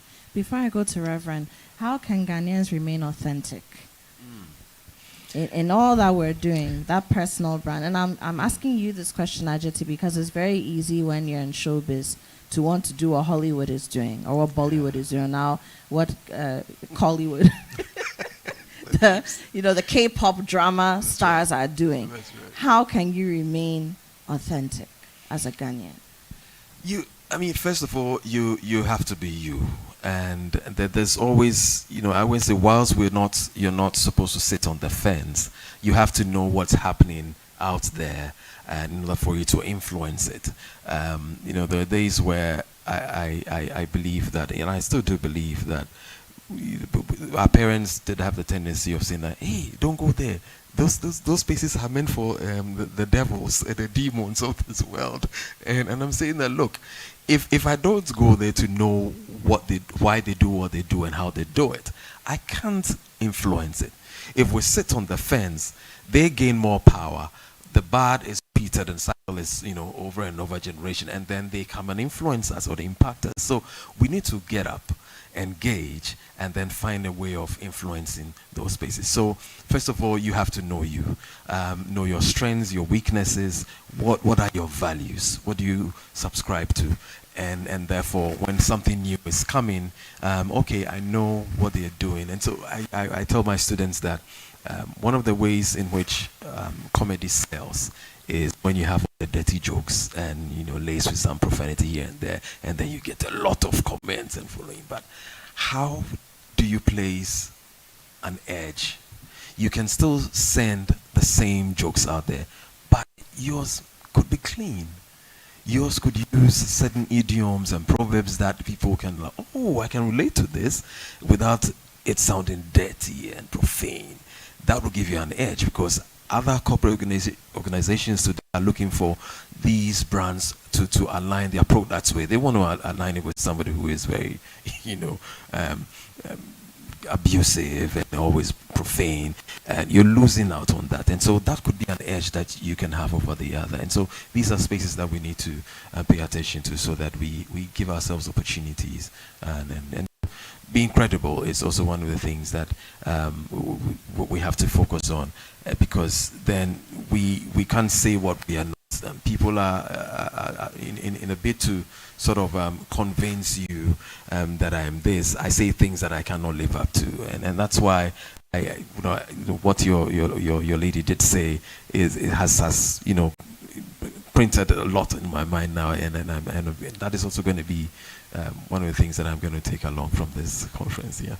Wonderful. Reverend, now Ajete has spoken a lot about social media and put a lot of that into context. Michael, keynote speaker, also touched on that. Now you again, occupy two very interesting spaces. And we're in a time where having a digital presence, social media presence, is important. So how do you use social media to project your brand? In your case, maybe to even minister, to put out all the things people need to know about finance, regulatory-wise and all that, but still maintain your personal brand and all of that. How do you do that? Of course, you expect me to say you have to be consistent. No, social media, I mean, it's so important, and everybody needs to leverage on it. And I've experienced so many ministers of the gospel who are using it extensively, and they say that if it was available in Jesus' time, he would have used it, because it's about how you can reach people. But I think you have to be, again, consistent with what you put out there. Make sure what you are putting out there is true, is factual, it's not anything that is will take away from your brand. It must reflect what value proposition you bring, whether in ministry or in the corporate arena. I think it's important for you to ensure that you're using social media to amplify your brand. So bear in mind your brand purpose. Why are you here in the first place? And make sure that you're using social media to amplify that. But if you allow me, I just wanted to piggyback on the first point that Ajita made about staying in the process. And I wanted to add another word. While you are staying in the process, remember that preparation is key. You shouldn't, think that you can arrive at a certain level without going through the preparation. You have to, like, again, a friend said, you have to pay the price in order to get the prize. And the price you pay is preparing. Whether it is deepening your capacity in this or that, I think that is key. So I just wanted to add, to that. And again, if you allow me to piggyback on something Please Papa go said ahead. in his first submission, which was quite striking. He said people, like to say that who you know, but it's more of who knows you. But what I want to add to that is, or piggyback on, is, what are you known for? And what would you want to be known for? And for me, if you're asking us to give an assignment to the, those who are listening, that's what I want them to focus on. So audience, I hope you're listening. You're receiving your first assignment for the break. Yes. So please listen to Reverend very carefully. What are you known for? And what would you want to be known for? So for instance, when people want someone who is knowledgeable in this area, would you come up? What are you known for? Or what would you want to be known for? I think that is important in terms of projecting the kind of brand you want out there. What are you known for? Who you know is there, but who knows you is very important. But what are you known for? Are you known for putting out foul stuff, or you are known for, excellent work? You are known for expert knowledge. And what would you want to be known for? That would be my submission. Thank you. Okay, so that's the assignment, audience. That's the assignment. Okay, what are you known for, or what would you like to be known for? Okay, so please take note, and we'll definitely come back for the answers. So pay attention and then write it down. I'm repeating it again. Reverend, assignment to you. What are you known for, or what would you like to be known for? Okay? So, Papa, my last question to you. Yes, of course. No, you have to give your assignment. You must. It's very necessary. I feel, but what's interesting? I just want to, Reverend took us back to Jesus' time. Yes, he did. And something just popped in my head. I thought about the 2 loaves and 5 And the fish. 5 right? fish. And I just saw this picture. Imagine Jesus was behind the internet, and he had like 1 million or 2 million followers. And at that moment, it's lunchtime, and he says, go to the kitchen, bring whatever you have in the kitchen. And then he's going to bless it. And I just felt like a good thought. I hope that happens one day. No, I hope so too. I mean, just by the way, I've been following this series on Instagram. It's called The Real Housewives of the Bible. Yes. And it focuses on the women in the Old Testament. So you have Ruth, you have Eve. It's very interesting.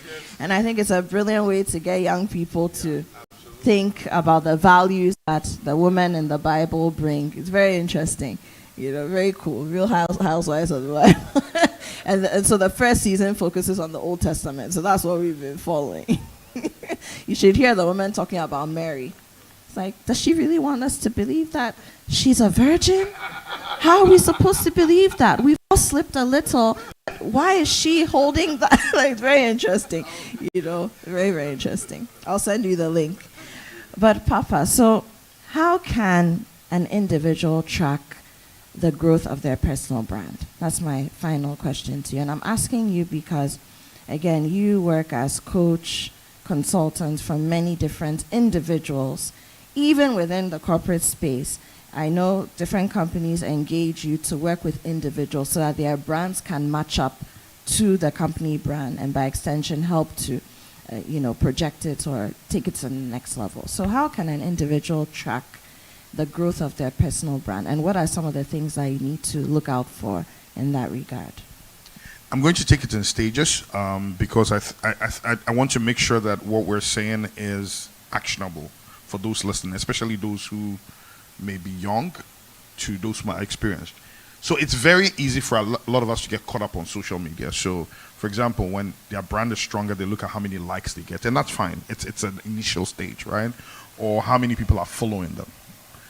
Then the next thing is how many gigs are you getting? So, for example, for me, if I'm not marketing, but people are calling me, hey, I heard about you here. Can you come and do X? Can you come and do Y? Okay, I'm getting there. Then, after a while, how many bargains I have to do?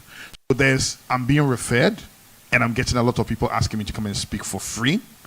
Then there was, okay, now I'm being referred, but people are bargaining and saying you're too expensive, right? Then comes it's more or less now they say, oh no, I think you're charging too cheap for this, you should charge more, which means, okay, my value is increasing, they want me more. But for me, the ultimate, and because of what matters to me, okay, was the different stories I hear. So initially you get fluff like, oh, I've always admired you when I see you. Okay, that's easy to say. Or, oh, you know what? Do you know you're the reason I saw this person, saw that person? Okay, that's interesting. But then once in a while, when you get that long letter that tells you this is where I was, this is where I've gone to, this is how you interface to that, and you don't even know this person exists, then all of a sudden you're saying, wow, okay, I didn't expect that. It means your brand has truly grown strong. And it also depends on who you are.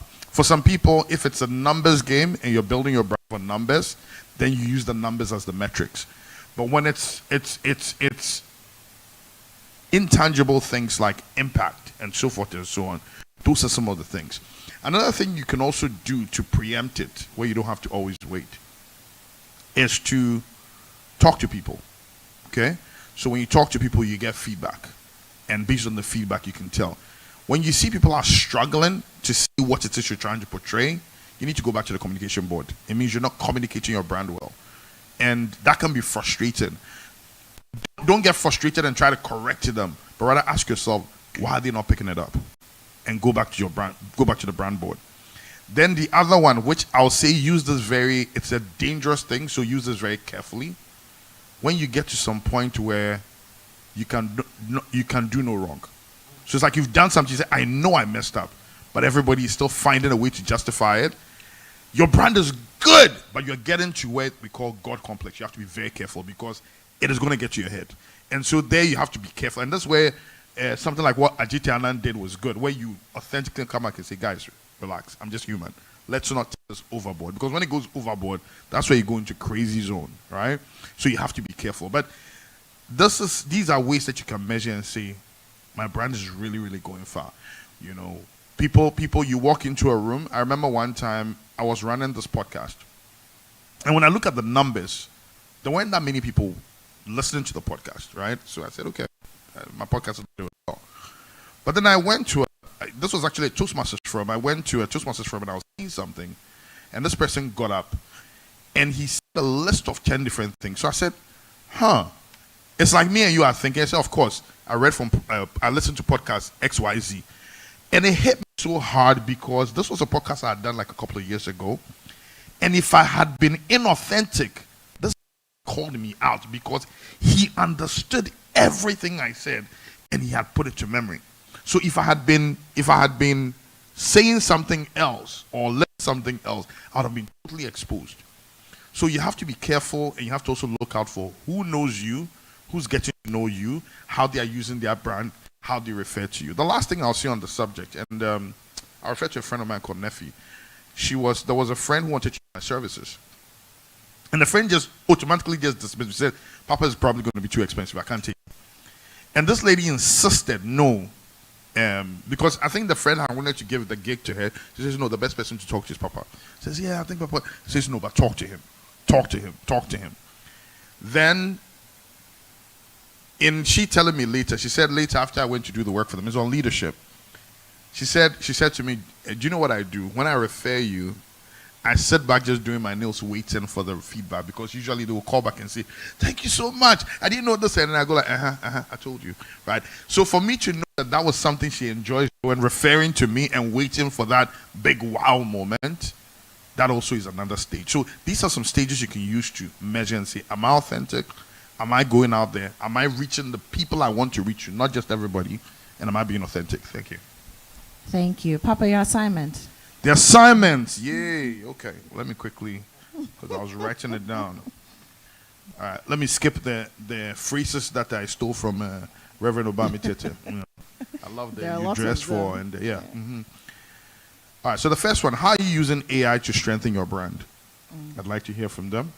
2, have you considered that where you are born or came from may be a part of the story you're meant to tell and the brand you are meant to build? What are your thoughts on that? And I'm saying that because we're in a Jakpa, a frenzy trend.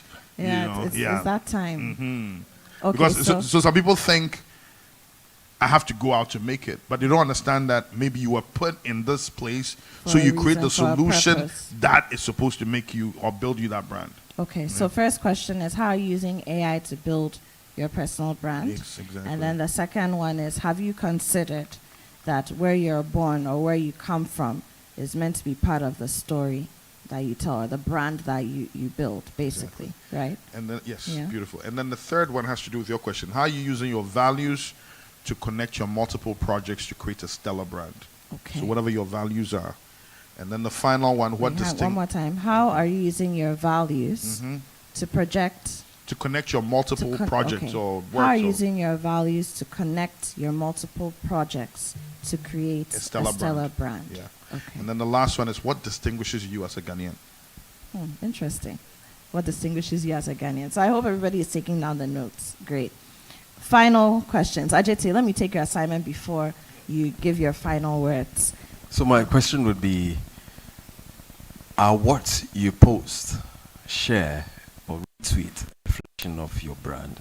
Oh, that's a deep one. Are what you post, share, or retweet a reflection of your personal brand? I like that. And I think exactly. I like it. It's interesting. Then perhaps let me add this one because of my experience. Do you know your family patterns? What is the cycle that has repeated itself over and over, has cost you, and what are the choices to mitigate against it so that from repeating in your journey? Your family patterns. So your generational curses or your generational blessings. Do you know them? That's a deep one. Ajete is taking us places. So now your final words on brand me, the personal brand.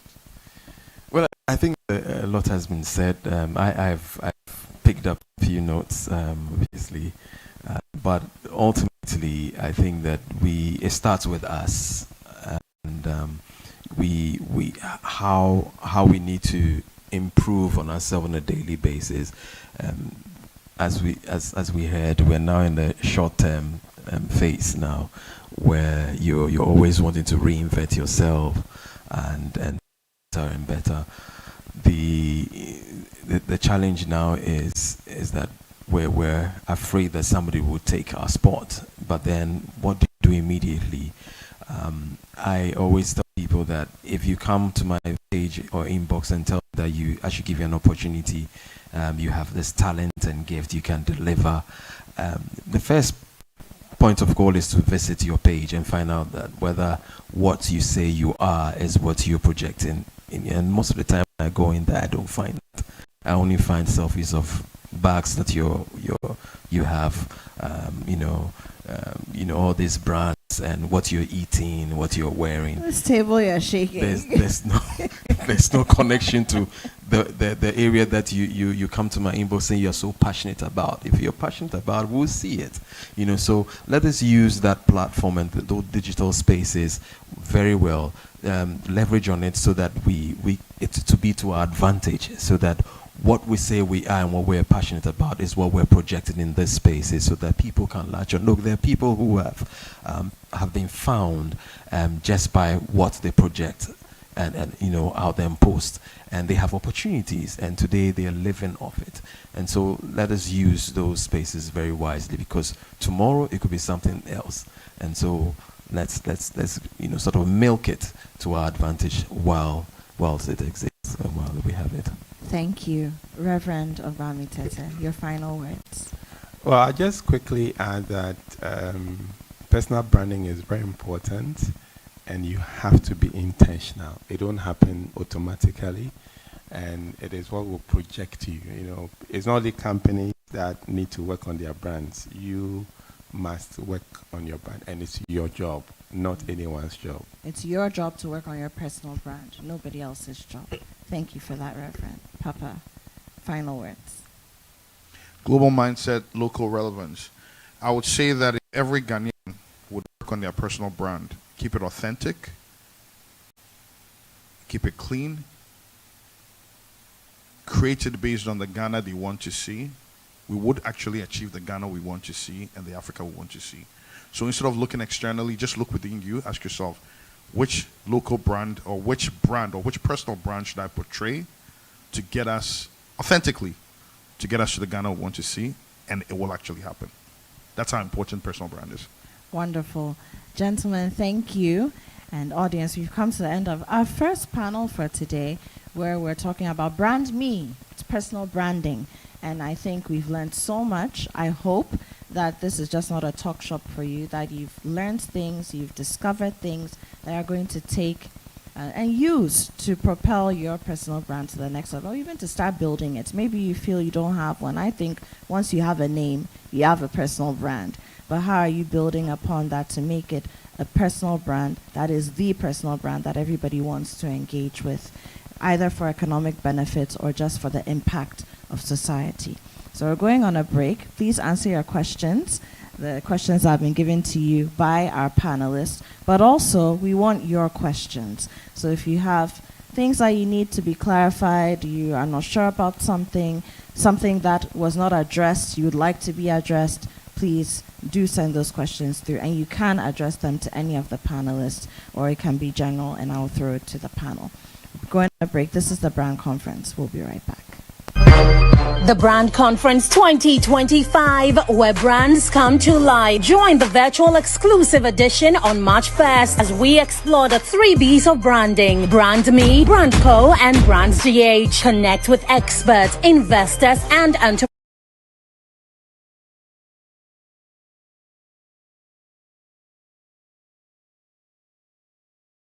Achete Anand, Reverend Daniel Ogbami Tete, Reverend Dr. Joyce Ayi, and many more. Tickets are going for 100 Ghana cedis. Team discounts are available. Also, special discounts available when you register 3 or more attendees. Call 0558 515 784 or 0245 807 806 to register now. The Brand Conference 2025. Don't miss out.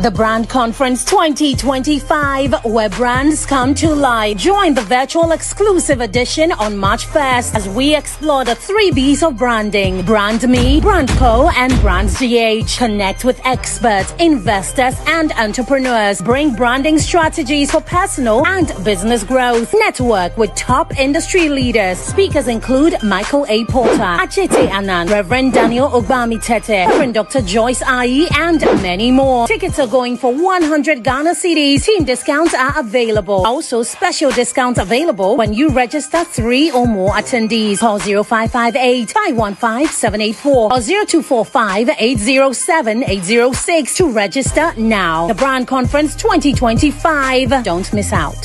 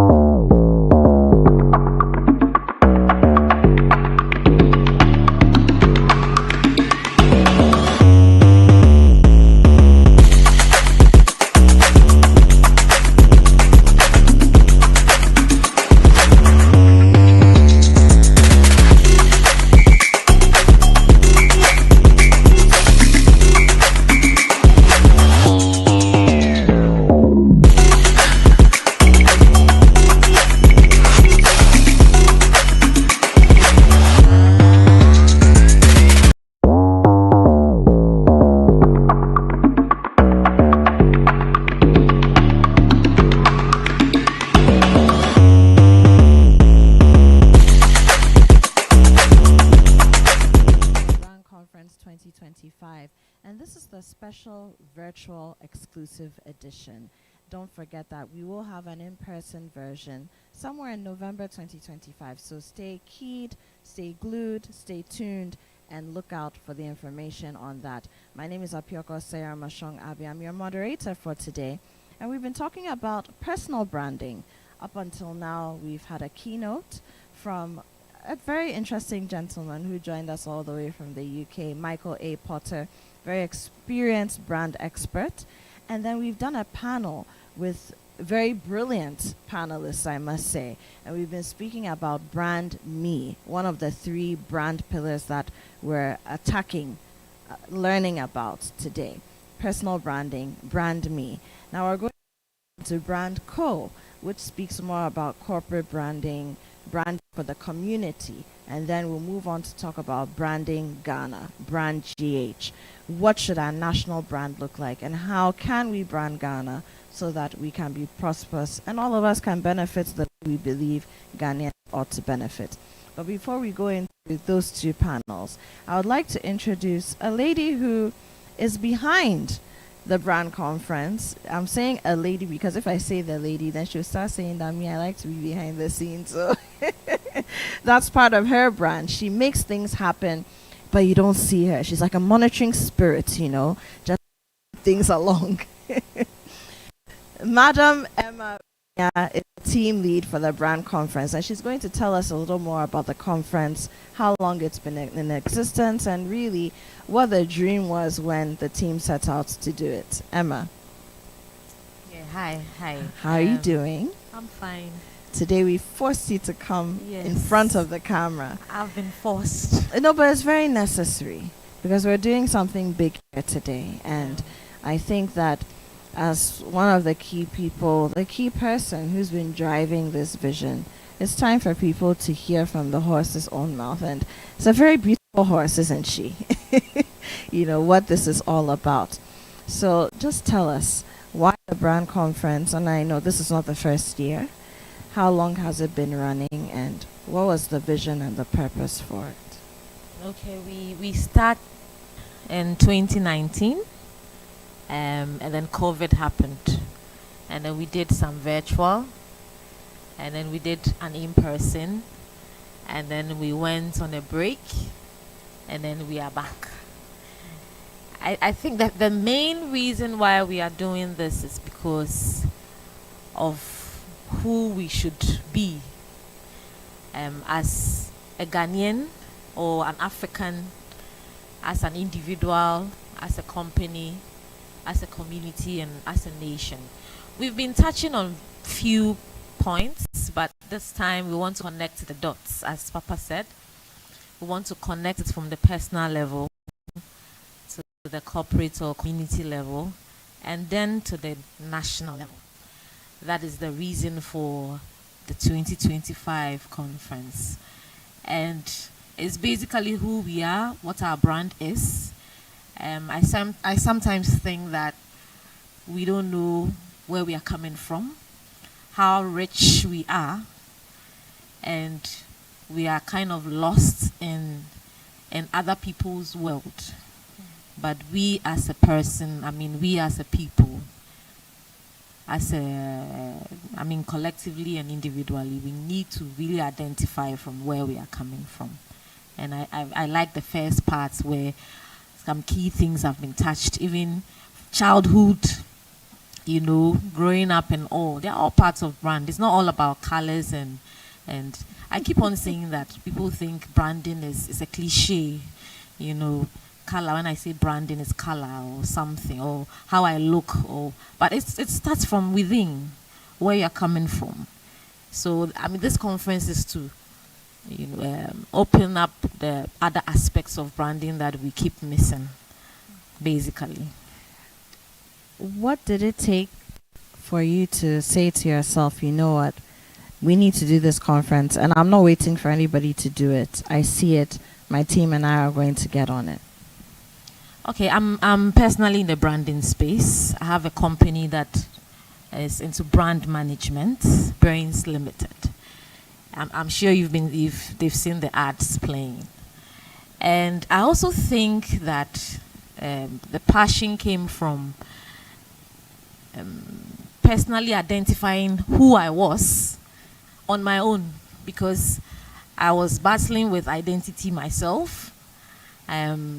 Growing up, you don't know who you are.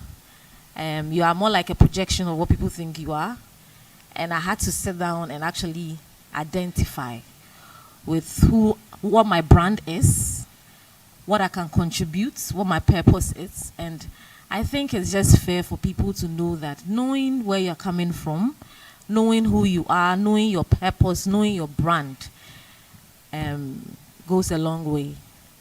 And I don't want to keep it to myself. We don't keep it to ourselves. And the other thing too is about the Ghanaian mentality, where I was traveling somewhere and I saw a group of people blacks who saw whites, children. They saw maybe, I don't want to go there. They saw people from the other world, and they had to stop everything they are doing and waving, and it's as if they've seen some gods, And it just clicked.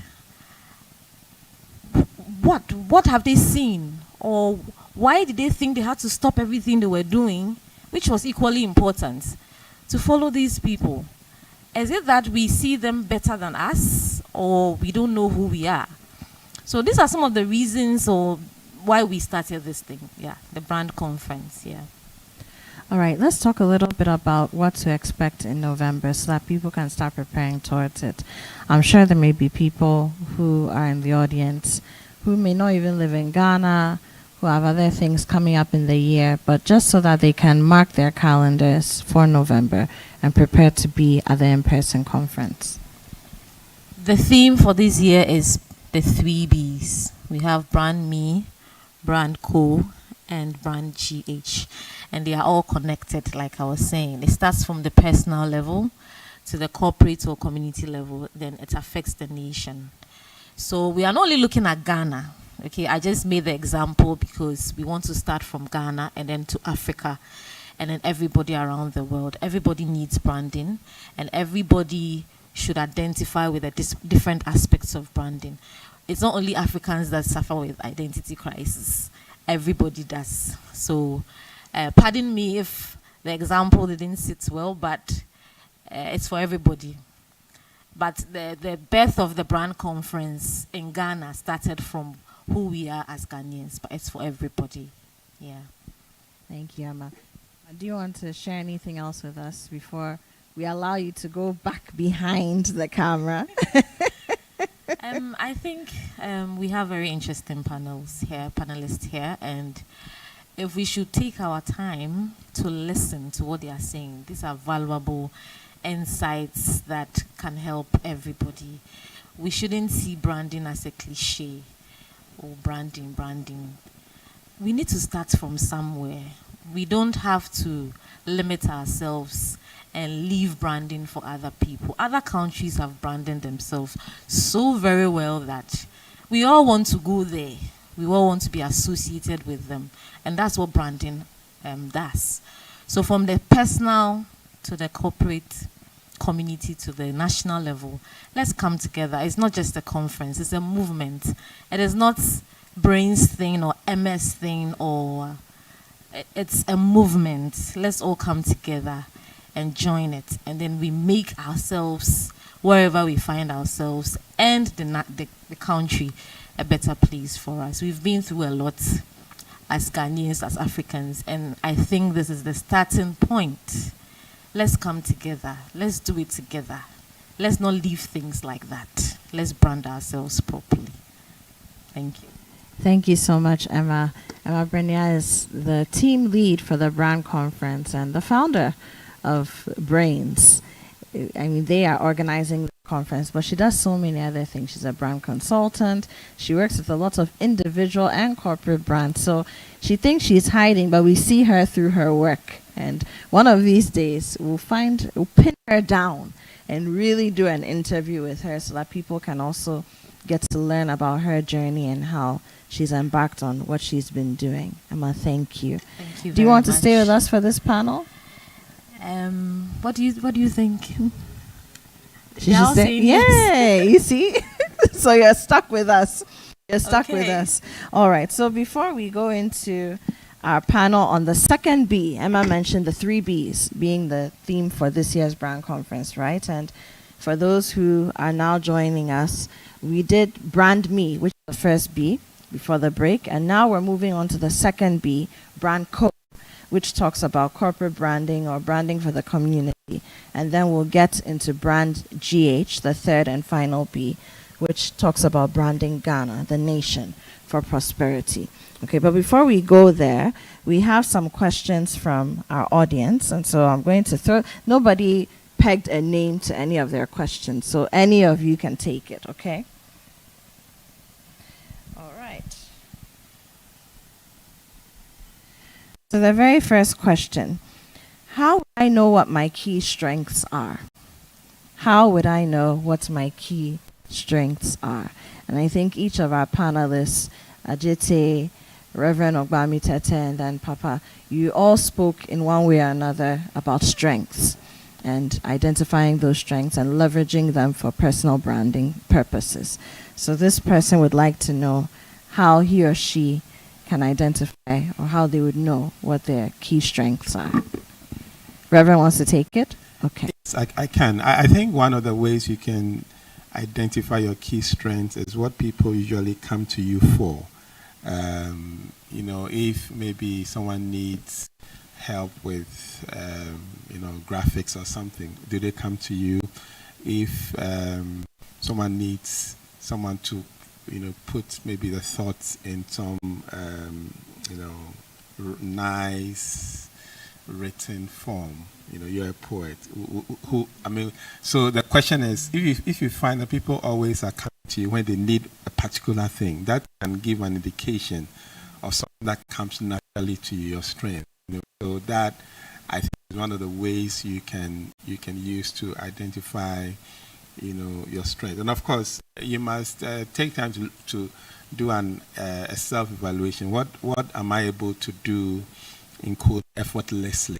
What comes naturally to me? What do I enjoy doing? I think for me, those are two things that I would say can help you to identify. Sometimes people may also see a strength in you.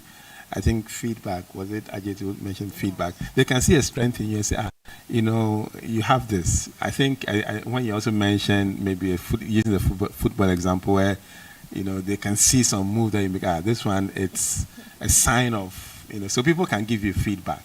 But I think if you look at what people come to you often for, or what you are able to do effortlessly, naturally, and what the kind of feedback people give you, it can give you an idea of what you are good at. That would be my response to that question. Reverend is truly a teacher. He gave a teacher's response. He really broke it down. Very simple. What do people come to you for? That could be an indication of where your strengths are, what your key strength is. Did anybody want to add anything, Papa? I'll add a top up. Okay. So that's actually what I like about Rev's answer is people can tell you, oh, you're good at this. But the thing is, if they're not coming to you for it, maybe they're just being nice. When they're actually coming to you for it, it means that they truly believe that it's value to them. But then the other thing that I have to add, especially in this part of the world, and especially a lot of our brothers and sisters who tend to be very Christian, should I say overly Christian, we have this wrong model of go to church, go to school, come home. So they don't explore. I think Ajit was talking about being on the fence. They don't explore, and because they don't explore, they don't even know, or they don't even get a chance to show what they are good at. So never playing football, never playing soccer, never playing any sports. Say, hey, I'm studying so I can get a job. They get a job, that's the first job they do, and then they work. My career background has been in technology. The only reason I went into technology was because everything else I tried before that, I was bored with it. So technology was one thing that could keep my interest. But in my exploration, I found out later that, okay, technology was my career, but actually my calling was more in imparting knowledge, in leadership and communication. And I wouldn't have found that if I hadn't explored. So we also need to explore, try different things, because somewhere hidden in those different things, you will find something that is your strength. And then with feedback, you can then now take it into account. Take it from there. Okay. Are we good with that one? Emma, did you want to add anything? I think what Papa said is very good. I think there's nothing really wrong with being overly Christian. I think the problem is we coil up a lot. We don't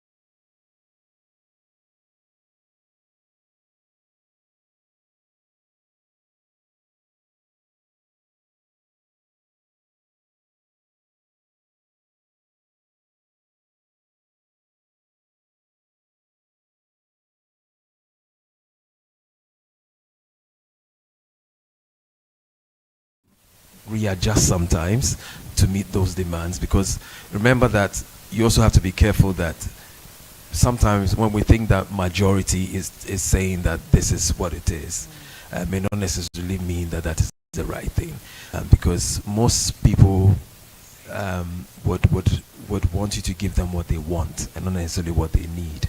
Most times they need something that they haven't realized, and you stand a better chance of giving them what they need. But so that there has to be, it's more like how we sugarcoat a bitter pill, and sugarcoat it a bit, but just give them what they need, so that there has to be that convergence where you don't totally disregard what they're demanding for, but you are in a better position to use your own brand and your position to sort of realign things and fine-tune it so that you give them what they want. And then in an example that I gave earlier on of how people subscribe to jokes, for example, and how you can reposition yourself by giving them the jokes that they want, but it's using different tools in achieving that. And so that for me would be Great.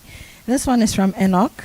How can one discover him or herself, or what does it take for one to discover himself or herself, work on it, and have a good brand? All right, so discovering yourself and then working on it, having a good brand. I want to throw this.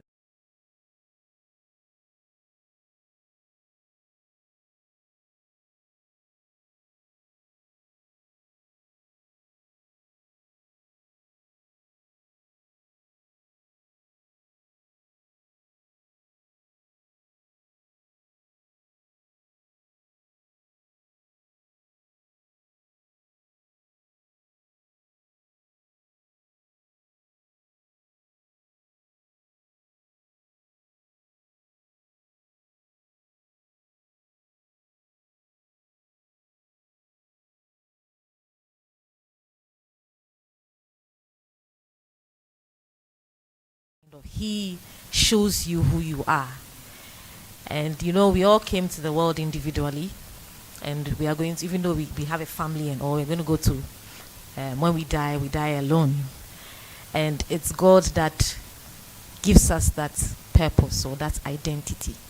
So I think the first important thing is to identify with God, the one who brought you here on earth, because you have no idea why he brought you. So I think linking it to him, he would show you. That's my journey. He showed me who I was, not the perception of what people thought. So it gives you some kind of confidence. From there, we have people. There's a reason why you need to meet people. There's relationships. There's a reason why you need to network. So even though God has shown you who you are, you don't have to mingle with the wrong people. You need to make sure that you associate with the right people. So for example, all these great speakers, I associate with them. They have great values, they have great insights, and it builds you up. So I think it's this two ways is how I personally, my self-discovery stages. God, and then association, network, the right kind of people. Okay, thank you, Emma. Does anyone want to add to that? Reverend? Yes, let me add. So I think some years ago, I came up with what I call the SWIG tests: strengths, weaknesses, interests, and goals. I think everybody should be able to sit down and say, what are my strengths? What are my weaknesses? What are my interests? What interests me? You can couple that with values. What are your values? And do you have any goals in life? I think if anybody who takes the time to do this exercise, it will give you an idea of the kind of person you are. And I think the point that Papa made about exploring, sometimes when you venture into something, it can also reveal, like your strengths, your weaknesses, your interests, So I think everybody should take the time to do a SWIG, test. What are my strengths? You can even get that from even talking to people, getting feedback from people. What are my weaknesses? What are my interests, my values? What are my goals? What do I really want to achieve? That to me will help you to kind of get a sense of who you are and help you discover yourself. I like that, the swig test. The swig test. So every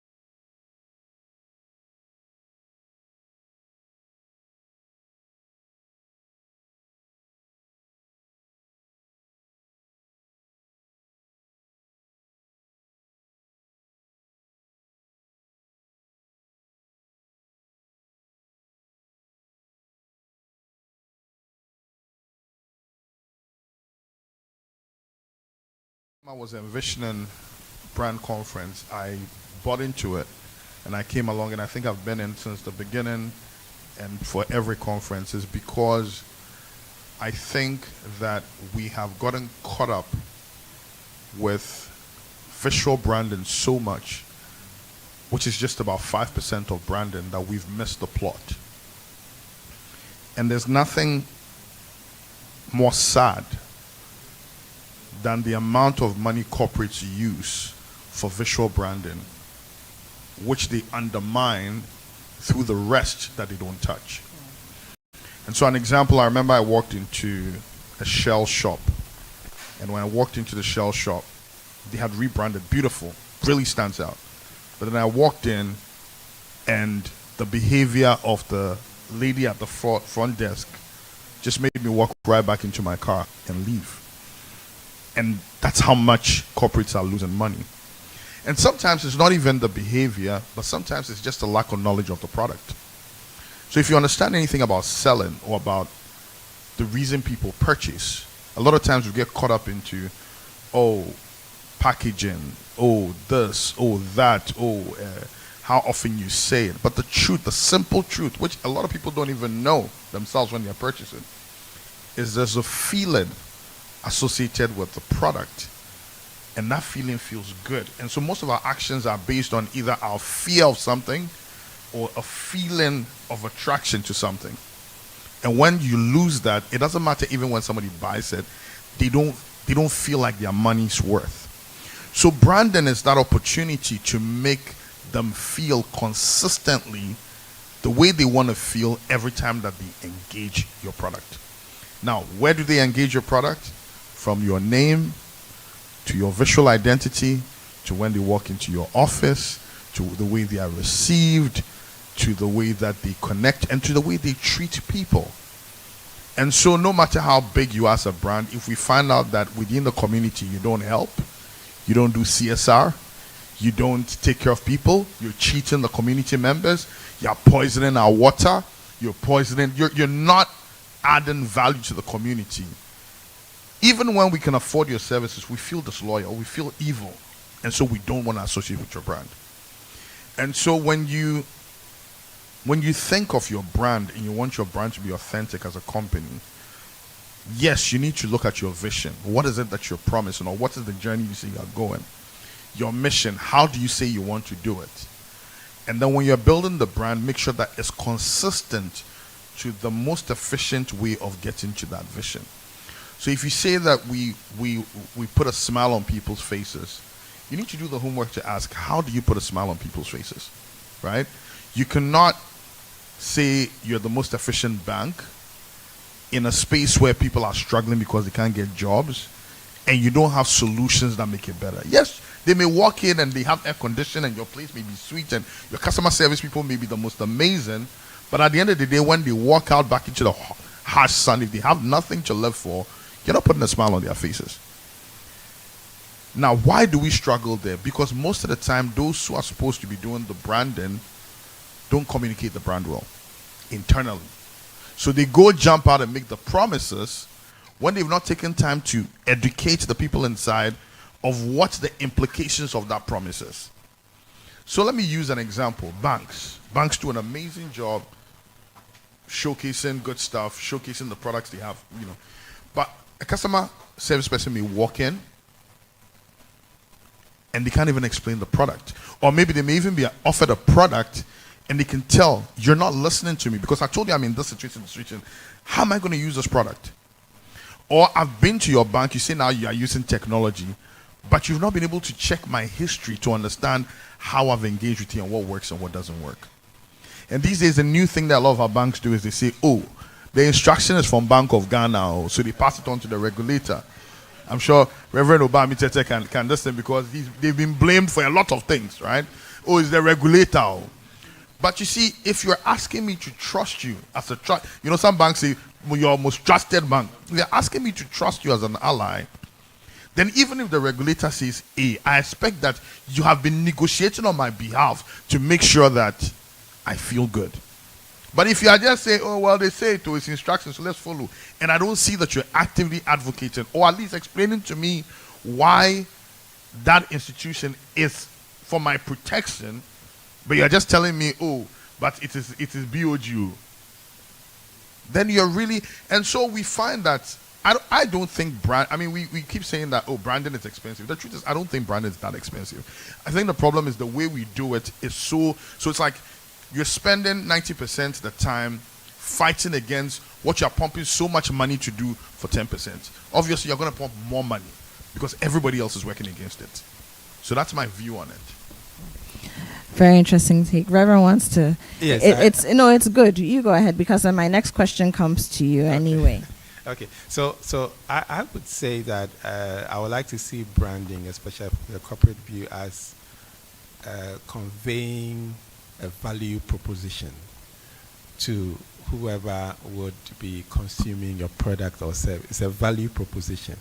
Therefore, companies need to look at the entire value chain, because it's a value proposition, from the person's experience in your car park, etc. It's a whole value proposition. So if you look at branding, because it goes beyond just the how do you call it, picture, your visual identity. It goes beyond that. You have to look at what value do you want to propose to your target audience, whether it's a service or a product. What value? So look at the entire value chain. What goes into projecting that value, because what they experience would determine their perception, and I think Michael Potter talked about their perception of what you are offering. So I think it's important. I don't know how many of you remember there was this very interesting advert many years ago on a product, supposedly a fruit juice. Fruity, I don't know whether you remember, Yeah. It was, there was a certain company. The one in the triangular. Yes. Cardboard box. Yeah. Fruity. It was a very interesting advert. But it turns out that it wasn't actually, they projected it as fruit juice. That was sugar and color and all those things. Where is that company today? It's gone because the value they proposed, was not consistent with what the value people actually experienced was not consistent with what they projected.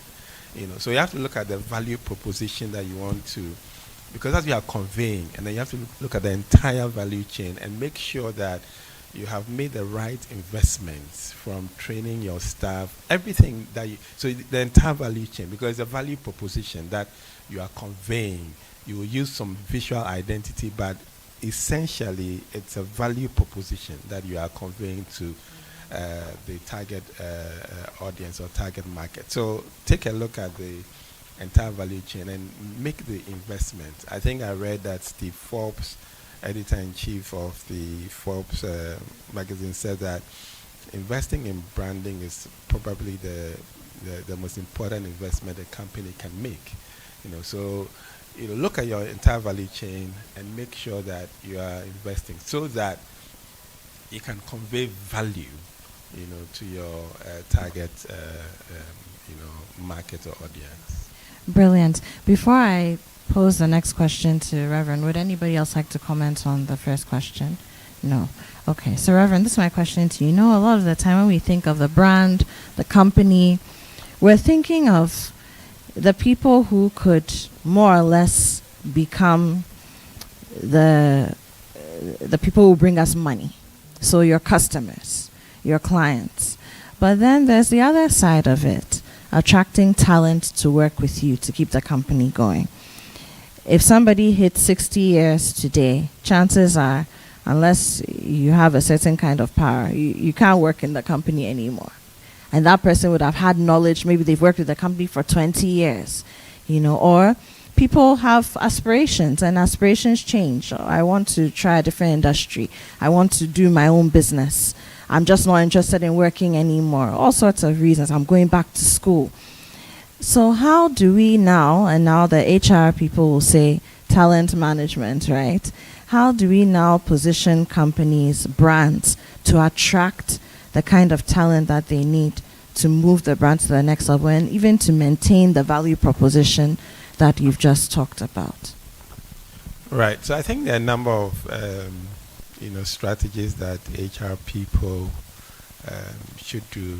I think probably the overarching objective must be to have your organization be positioned as the best place, to work, which would involve a place where people have freedom, people have ability to grow, have opportunity to deepen their capacity through training and development, programs. Of course, an interesting compensation package. And these days, especially with the impact of COVID, there is some interest in some flexible mode of working, not always having to, come to the office, but, have some flexible approach. So I think if you aim, because really it's a kind of talent you have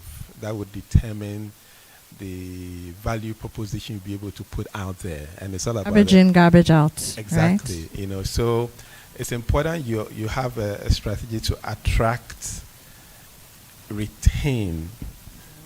Some people are good at attracting because maybe they've built a certain solid brand, so everybody wants to work, but then they don't have the strategy to maintain, and so people come in and then they move out. So I think HR folks must have this idea of ensuring that they have a strategy to attract and then retain, and while retaining, they must have in place mechanisms to deepen capacity. But clearly, attracting talent will make all the difference in your output, whether you're coming up with product or service. So I think HR folks must really make it a key priority when they're doing their work.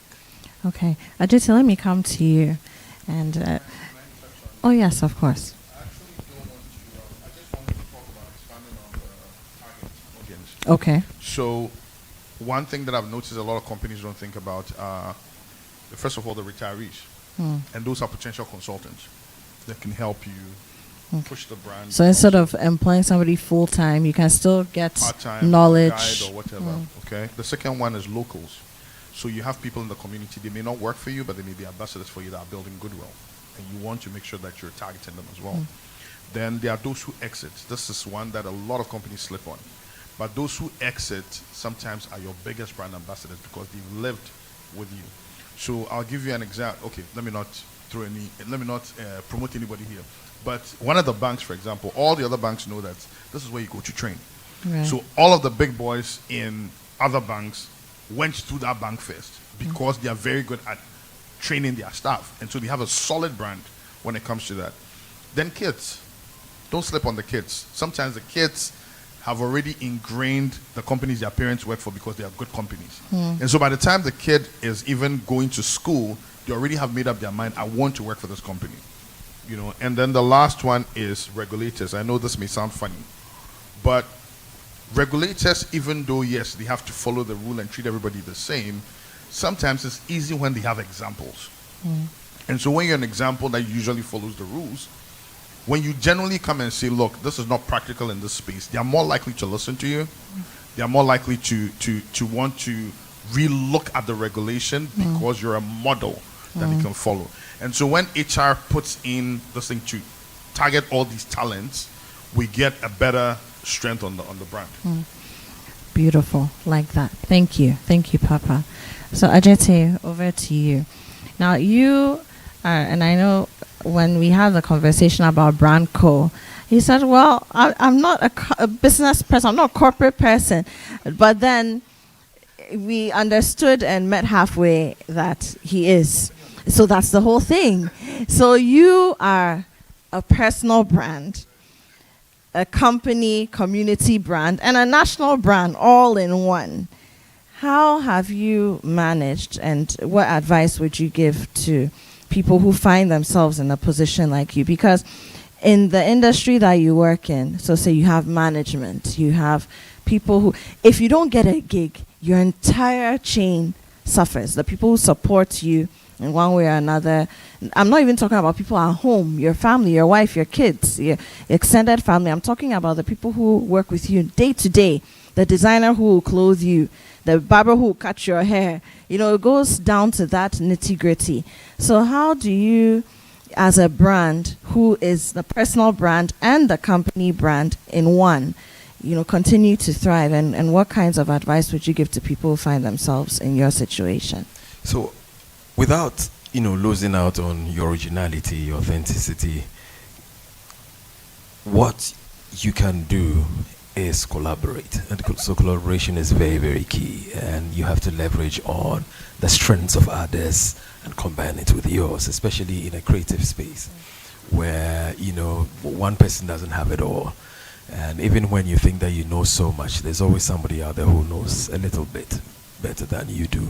So that is what has, inspired me.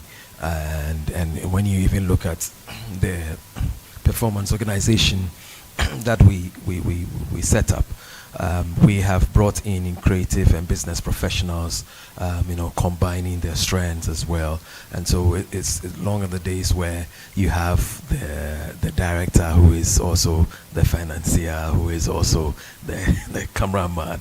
You limit yourselves when you do that. And even when it comes to finances, you don't have all the strategies, you don't have all the know-how to be able to handle that. And you realize that most times they run out, they run dry in no time. And so what we've done is, how do we leverage on all these specific fields in order to strengthen the business? And so that for me has been key. The other would be the willingness to unlearn. I mean, sometimes we think that, Charlie, this is it. The times are changing, there are new forms and new systems. How do I change, my thinking of, this is how it's been done. It was handed over from my grandpa to my father, and it's worked. It's a success story. But there are challenges today. And so how do I, there are new ways of doing things. Let me shed off this idea, this knowledge, and then, learn how things are being done without still losing myself, because what my core values are will remain. They won't change. But how do I use that to in the new order of day, and then influence things, and then be able to meet those goals? And so for me, this has been the journey for me, where I'm still learning though, but I'm also unlearning some of the things, because some of them you don't hustle to learn. As a matter of just memory. You've seen your uncle do it, you've seen your auntie do it.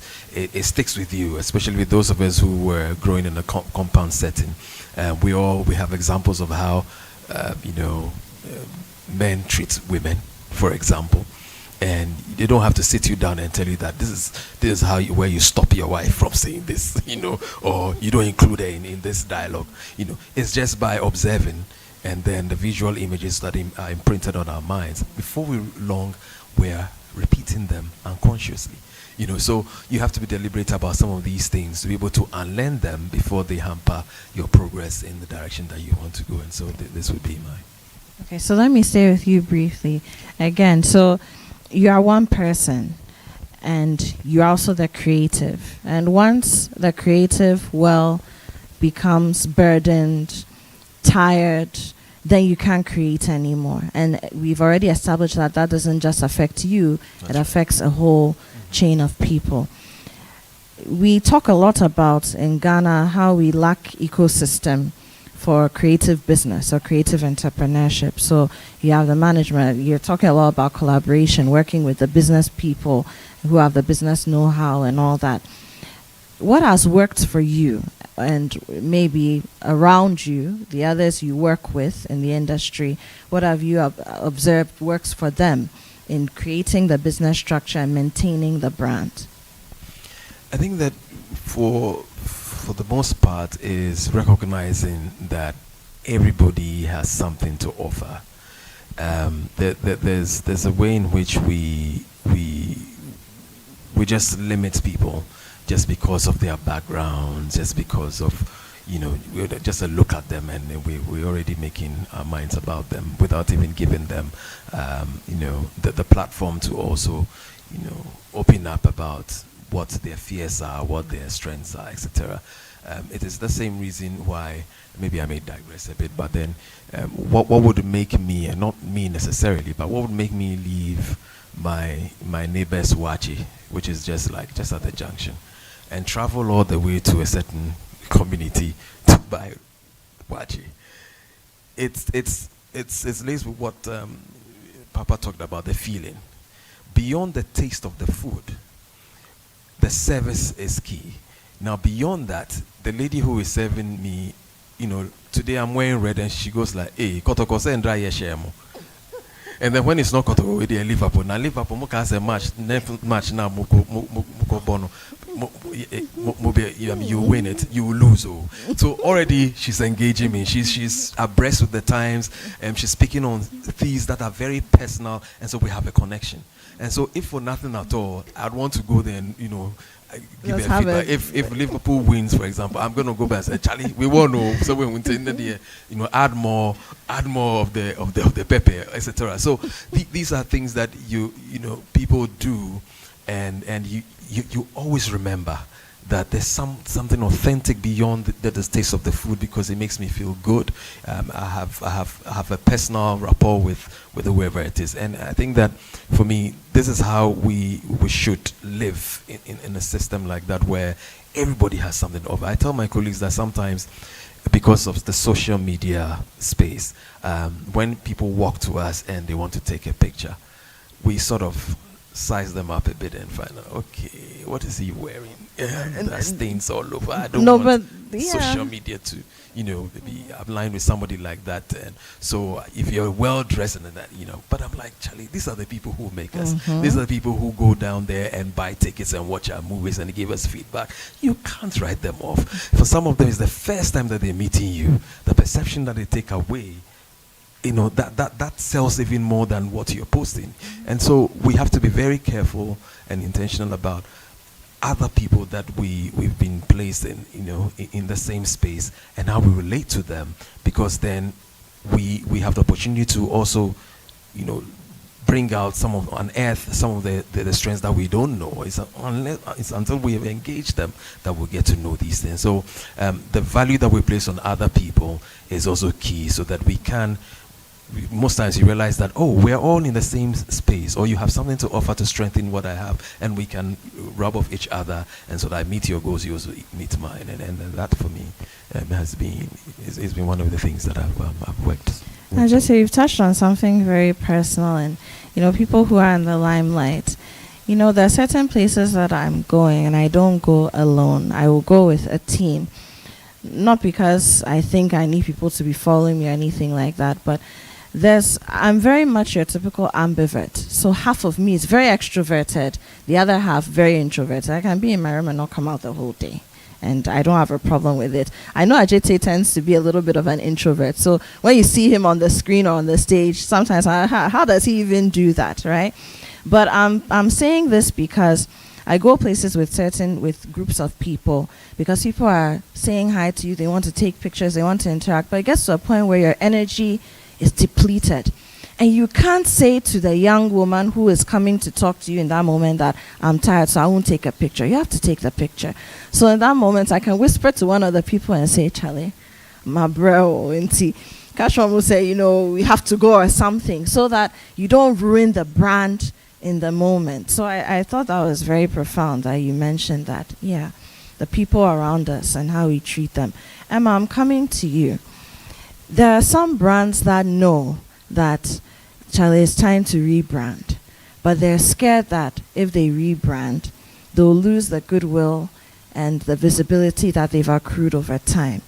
So I'm asking you because I know you're a brand magajia. At what point do you say, as a corporate, as a company, as a community, that this one, dear, we have to rebrand? And how do you even go about it?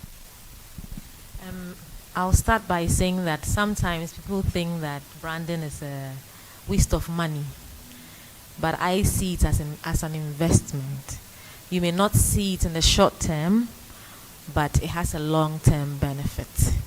So why do people buy products? Because they've seen it, they've connected with it, they've identified with it over time. So like social media, people think that once I have 1 million followers, automatically I can get a business. And we all know that sometimes the social media is bought, or there are so many ways you can get your followers. It's over time. They connect with you, the people connect with you first before sales or whatever you're selling happens. It's the same thing with branding. How people perceive you, how people see you. Sometimes they may not take a decision today, but consistency. They realize that you are building on it, you are growing. Just like the brand conference, we started from somewhere and we are building on it. So if today we are getting people to connect with us, we just didn't get up and get those people. So I think it's a long term. It has a long term benefit, but it's an investment. So let's remove that notion that I'm wasting money in the first place. Yeah. We should invest in So at what point do you rebrand? How do you know you have to rebrand? When it starts losing relevance, you realize that people are not really buying into your products. They are not coming to you. They are not using it. Like we've all said, branding is not only about the visuals. There's a lot to it. So we need to remove everything, disengage everything, and then look at it from the bottom again. Where are we going wrong? Where can we pick up from? What should we drop? What should we add? So it's a total thing. It's from individuals to the business owners, to the what you're offering, and the notion where I'm starting a business because I want to make money usually doesn't work. From experience, they don't work. It's only when it's providing value or giving some sort of solution. So when we are talking to our clients, we look at all the holistic nature of branding, where everything is important, not just the visuals, not just the money, but every aspect of it, every detail of it. Yeah. So when the brand is beginning to lose relevance, people are not getting what they need. You need to be honest with yourself and say, maybe we need to do a rebrand. Okay, Papa, let me come to you. Now, I'm going to ask you 2 questions in one. Before Okay. you ask me my two Yeah. questions in one, let me quickly say something. When Ajitiana was talking, one of the things that excited me was it just, and I thought I had to mention it, is it's also contextual. Because the example he gave, as a Ghanaian, I can see why I would enjoy my food because of that engagement. Of I'm not a course. football fan, so for me, it will turn me off. I also know in other parts of the world where people don't want to be bothered, so don't come and talk to me, serve me and go. And so it's important that we pay attention to our context, which is why I love the brand conference, because it's time that we now stop just looking at conventional wisdom and look at what works in our cultural setting. Of course. Because if we are communal people, so yes, that person who's going to sit down with you and chat with you and engage you while she's serving you, it's cool, right? But in some fancy international thing, it's not okay. So we need to look at the context. So you're invading my personal space. Exactly, right? Then the other thing, and by the way, thank you for the word ambivert. I didn't even know it. So Yes. I was talking to one of my brothers earlier, and I said, sometimes I'm an introvert, sometimes I'm an extrovert. No, so you're an ambivert. So now I know. Thank you. Now I can protect myself. Because if I told this lady I'm an introvert, she'll fight me. But ambivert. Now, what to add to what Emma said, when do you rebrand? Sometimes is when you also have a negative brand. And the negativity may either be through your action or through something else that happened in the society you're in. So maybe you sell the most beautiful, what's it called? What do you use to open mackerels or whatever? The can opener. Can opener, whatever you call it, right? And everybody loves it and it's good. Then unfortunately, Or in Ghanaian palatin kata. something. And then something tragic happens with some kid. All of a sudden, everybody sees that and it's the kid. You have to rebrand. You see, it may not be a fault of yours, but it's just a negative thing that happened in the society. You have to rebrand. There may be a time too that something has happened, and you have to rebrand. Sometimes it requires doing a lot of community engagement. Sometimes you have to go and maybe there's been a disaster, and you have to go and help people out to change the way that people view you. So in those cases, you really have to rebrand because you've stopped giving value and become a canker in society. And this is where understanding your community and understanding your corporate, happens. Okay, so how do you leverage? We spoke about the first B in our first panel, the personal brand me, right? How do you leverage the plenty brand me's in a brand co, so within a company or within a community, to amplify the brand or to take the brand where it needs to go? Okay. Very interesting question. How do you leverage all the different brand me's? First and foremost, I've already stated, please don't shoot me. If your brand me or your core values don't align with the organization you're working with, please quit. It's not by force. Number one. Because, and when I say it doesn't align, I don't mean the values should be the same. I mean they should not work in tangent against each other. So maybe for you, your, and I'll give you an example, okay? I get in trouble every time I tell the story. When I was at Controller and Accountant General, there was a time when I thought I wanted, a different, space.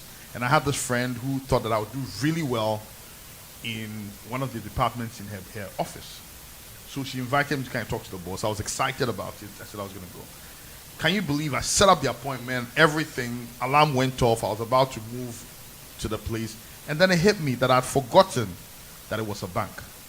And that one thing that was regular with banks is you have to wear suits every day. Remember that value that I have that I'd forgotten about. The moment I remembered I have to wear, I called, I said, when I start working there, do I have to wear a suit every day? She said, no. I said, I'm sorry, but this is an opportunity I cannot take. And it was a good opportunity, but I knew that I will not be honest with me. I may do today, tomorrow, and then the next day I'm getting in trouble because it's becoming too much. So that was me just realizing that it won't work, right? Also, one thing that I probably didn't mention was the fact that at some point I was a Made in Ghana ambassador during the last last two governments, right?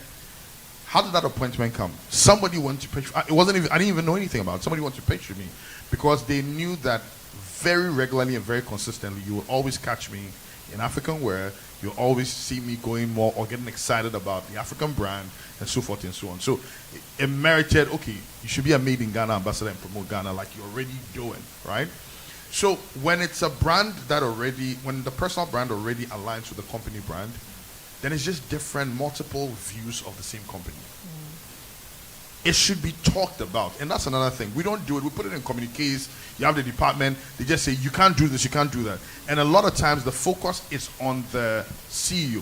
So I can tell you for a fact that friends and family members that I have who've been on the top of organizations, for example, if I want them to do something, including even talk at a Toastmasters meeting and ask them, send me your picture, they have to get permission from their corporate office. Yeah, a whole lot of that. But it shouldn't just be them, because sometimes the problems don't always come from them as the lead. Sometimes it may even be the person who's the security man.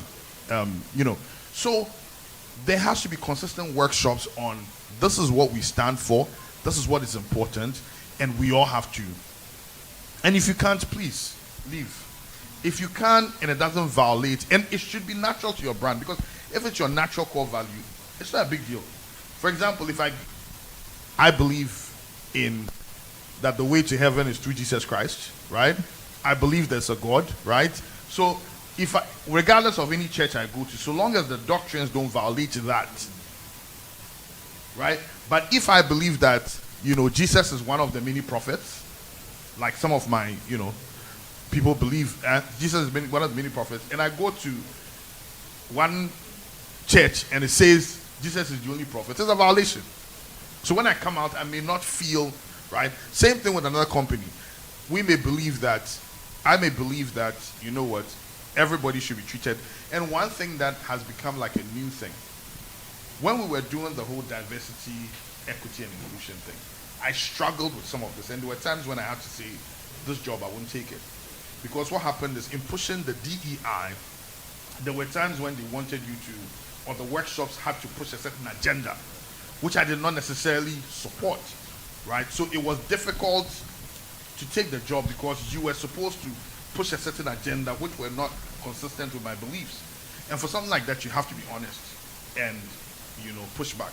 So consistent workshops, consistent refreshers, consistent reminders of what the company's brand is, and maybe to make it even easier, because a lot of people don't think about it, HR should have coaching sessions where people turn and reflect and look at their brand and realize that it's just part of it.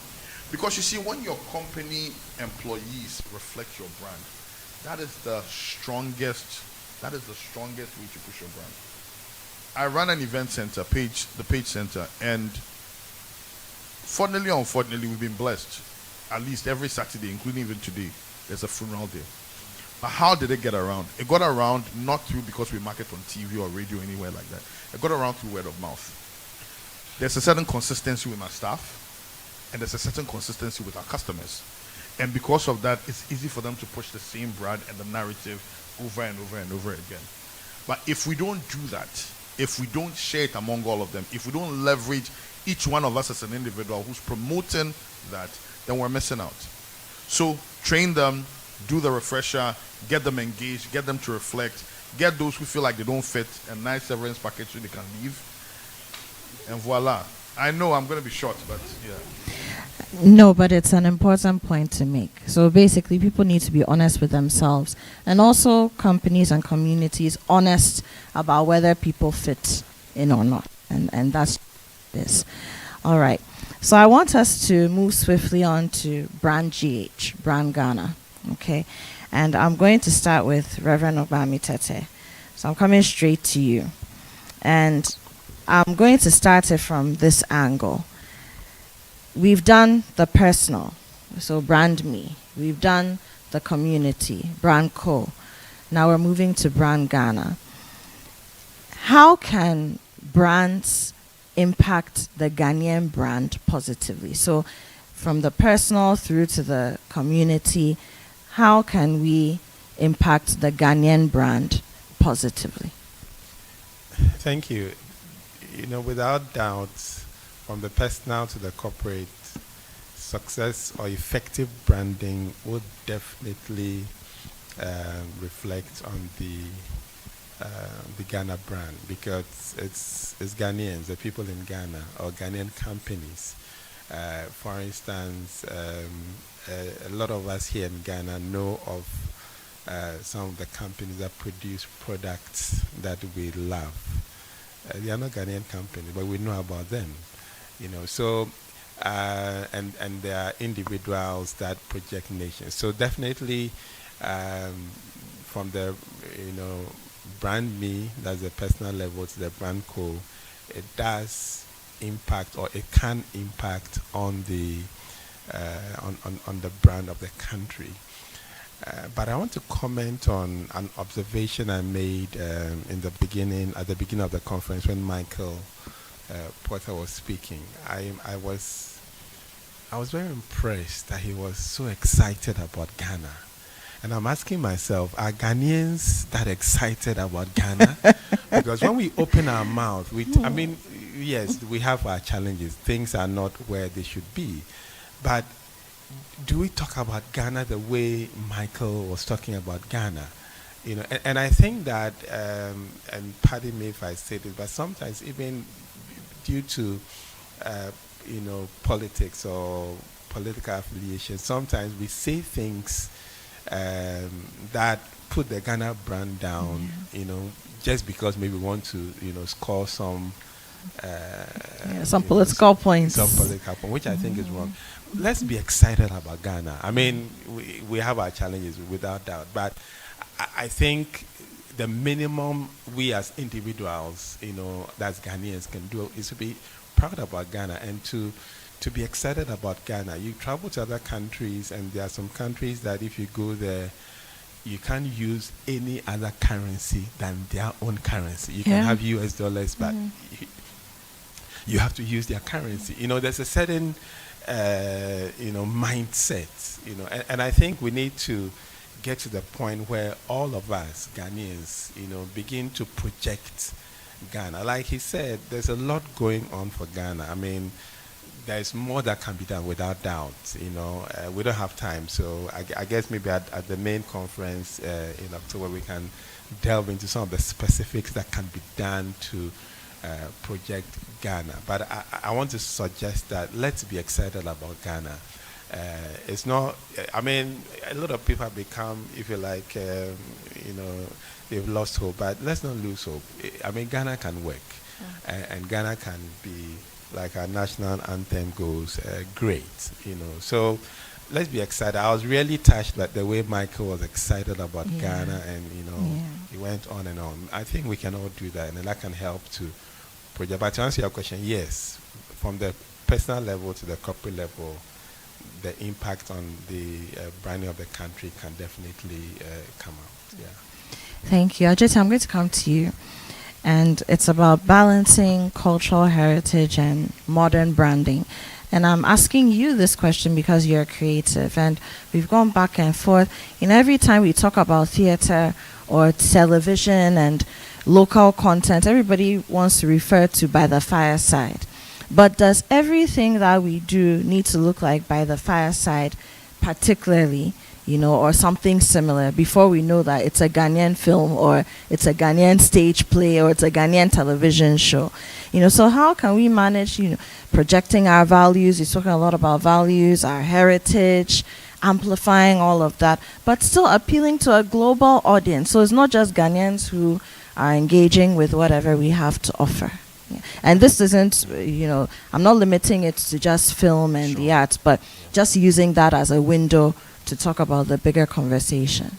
Yeah, I think that, we, for the most part, I think how we package what we have, and especially also to meet the times, because a lot of things have changed. I mean, but the by the Fireside may have worked, in that era, but you bring it into this space and people may not be able to connect well. And so even if you're moving that same concept into this space, there has to be some work that has to be done around it so that it meets, the demands and interest of the now. And so that is, but how often or how well do we incorporate our customs, our traditions, our colors, what we wear, what we eat in our products. And then so when I say products, for example, even if it's been churning out series or movies, most of the time we want to sound like the Western world or the other person, and then we lose out on us because we in our bid to sort of create that sense of belonging. We're in a global space and we're doing what you do so you can connect. They are even tired of the way they do stuff, and so they are coming here to take our rich values and retell our own stories. Sometimes they don't tell it well, and we are the best people to tell our own stories the way we should. We have rich idioms and proverbs and how we incorporate in all this. Today when you ask this era is not even Gen Z, is they call them Alpha. The Gen Alphas. Gen Alpha. Yes. Proverbs and stuff, they're like, they are lost. What's that? They're totally lost. And how do we keep that continuum? It's by incorporating them in the things that they love to see, the things that they love to hear, and in our songs, in our art, and all these things will speak volumes of how well we can sustain what we value as a people. And it has to be, all hands on deck kind of thing, so that, and that's why for me the emphasis on collaboration is so key, that we shouldn't see this as an individual quest. It's a total involvement where you recognize that this is what we need as a people. This is what can create that new level that we want to engage in. And so bring on your expertise. I bring mine. Let's see how. And it's even cost effective when we do that, other than trying to do everything, renting this. And I was telling my NAFTA people, for example, whereby we always churn out experts in special fields. I'm like, what prevents us from, okay, I'm the actor. Instead of charging you, I bring on my expertise. You bring in your technical equipment. You sound guy, let's call the sound guy. He brings in his sound. This guy brings his light, and then we produce something, that is worthy of who that represents us. And then at the end of the day, we can talk about the finances later. But then we have, because whatever that we put out there would send a certain message out there. Today, you can look at other networks, in Western networks, where they are making fun of some of our products and that is what they know about Ghana, and or they want to limit us to that alone. And so we can do more than that, and it all depends on how well we're coming together and incorporating some of these things that we value as a people, because we can't come to the point where it's like, well, everything out there is the best, and we are not. Sometimes the way we even look down on the things that we do, people say, where did you get this shoe from? It looks Italiano. No, it was made in Kumasi, and that's where I buy my shoes from, because this guy's attention to detail is second to none. And I think that I need to promote him and consistently, so that he improves to the level of world class, and we all have a role to play. And so that for me would be my input. Thank you. And you reminded me, just last week I went to visit Professor Kofi Anidoho, and he's a mentor of mine and former lecturer, and he was telling me a story about how when he was the dean of the School of Performing Arts at the University of Ghana, then Professor Adai Mensah, Ghana's famed chemist, was the VC. And Prof. Adai Mensah was invited to an international conference to speak. And he went, and there was all these foreigners there, and they were talking science, and everything they said showed that they wanted to belittle the guy from Africa. And so what Prof did was that every time he would start a submission, he would give a proverb in Twi. Then he would look around and say, oh, you don't understand? And then now he explains them, because he wanted them to understand that the chemistry that you're talking about, my great-great-great-grandfather knew it in his language before you brought it into academia. And you just reminded me of that our proverbs and whatnot, these are also ways of letting the world know that we also have intellect, but it's in our own way, in our own culture, also steeped differently. So Papa, I'm coming back to you. Piggybacking on that, how then can we, as we are projecting Brand Ghana, prevent the brand from being diluted? Okay, because there's one thing to, yes, the heritage, but how can we prevent it from being diluted? So I was actually trying to quickly do some notes here, but you caught me. And it was from our national anthem. And I was trying to pick up what look like strong words that are values, right? And, it's interesting. We can work both ways. We can start from the bottom or we can start from the top. But if we start from the top and we make sure that it's internal bottom, then we really start to understand what it means like to be Ghanaian. So let's take our national anthem until, of course, we change it, right? The first word in the national anthem is what? God. Okay? God-centered. The second is actually great and strong. It doesn't say big and strong. It doesn't say better and strong. It doesn't say good and strong. It says great, right? We have bold. We have defend forever. We have cause of freedom and of right. We have, but here's the one that blows me away. True humility. True humility. And yet somehow we think that when we aspire and start doing better, it's time to throw humility away, right? We talk about fearless honesty. They don't say honesty, it says fearless honesty. And yet we feel that it's okay to be dishonest. We talk about resist oppressors' rule. And yet we all sit around and talk about the fact that we're being oppressed. And yet we sit around nonchalant and do nothing about it, right? We say steadfast to build together. To build together. And yet, even today, I've said like 3 or 4 times, and we've mentioned the importance of collaboration. And look at our mindset today. We don't like to collaborate, right? We talk about a nation strong in unity. And yet we sit back and see people divide us, and we're okay with being divided. I mean, we have to be honest about what we value. We have to be very honest about what we value, and we have to be very honest about it. There's a difference between, I was going to say this earlier on, there's a difference between being assertive and being aggressive. Why am I using this example?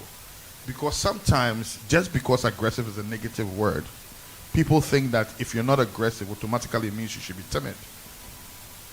But there are ways of being polite, being diplomatic, without being dishonest or inauthentic. As Ghanaians, what are the principles on which these days we talk about, because a lot of us have become enlightened, right? We become enlightened and we feel that the rest of the world has not treated us well. We are reacting in what? Anger. But we forget that deep down, Ghanaians are uniquely welcoming. It's who we are. Before anybody else taught us about greed, we didn't care who walked into our doors. We were open. The guys will say, "Ablekuma kumawo."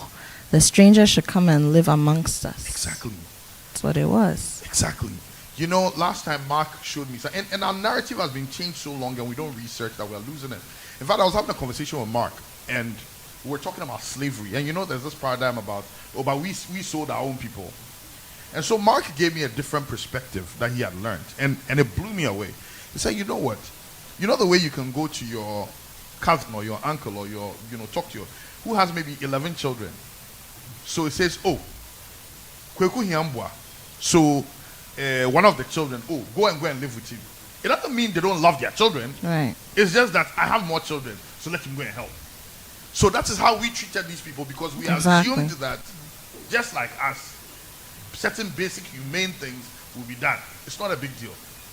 But what did they do? They took our people and rather treated them like scum. So by the time we realized what was going on, we had already gotten sunken. Yeah. So I shouldn't become greedy, mean, stingy, just because the rest of the world wants to do that and we have suffered for it. Yes, we can be wiser about it, but it shouldn't change who we are. So how do we stay true? First and foremost, I don't even think most of us even know what it means to be Ghanaian. And that is why we are so quick to change, because a lot of things we see is not authentically Ghanaian. It's bad habits we borrowed that we're living on that now some of us are trying to hold on to. We need to first and foremost go back and learn our history. Read, learn our history, figure things out. It was until I read Nkrumah's book on neocolonialism that I realized that my whole understanding of slavery, why I even started, was even wrong. Most of us thought somebody sees you, the color is different, you feel like you're down. But actually, it was an intentional, it was a grab for land. and a grab for resources. But you know the thing where you can go and do something so bad, if you come back, your own brother will tell you what you did is wicked. So for them to do it without their own people judging them, they had to dehumanize us so that now they can freely do it. So it wasn't so much that it started automatically from, oh, you guys are lower than us. No, they had to create that. But if we don't understand our history, then we don't even know where our values start from. So yes, we can start with the national anthem. That's an easy, low-hanging fruit. But I think we really need to take time to go and learn, to go and understand. What is another thing we always see? We talk about women empowerment, and we come from this and that. Oh, we've always abused women. Who makes kings in Ghana? The women, the kingmakers. Who are some of the greatest people that, if you go to our history, have, so we take these perspectives and we turn it around all wrong. We need to understand our history.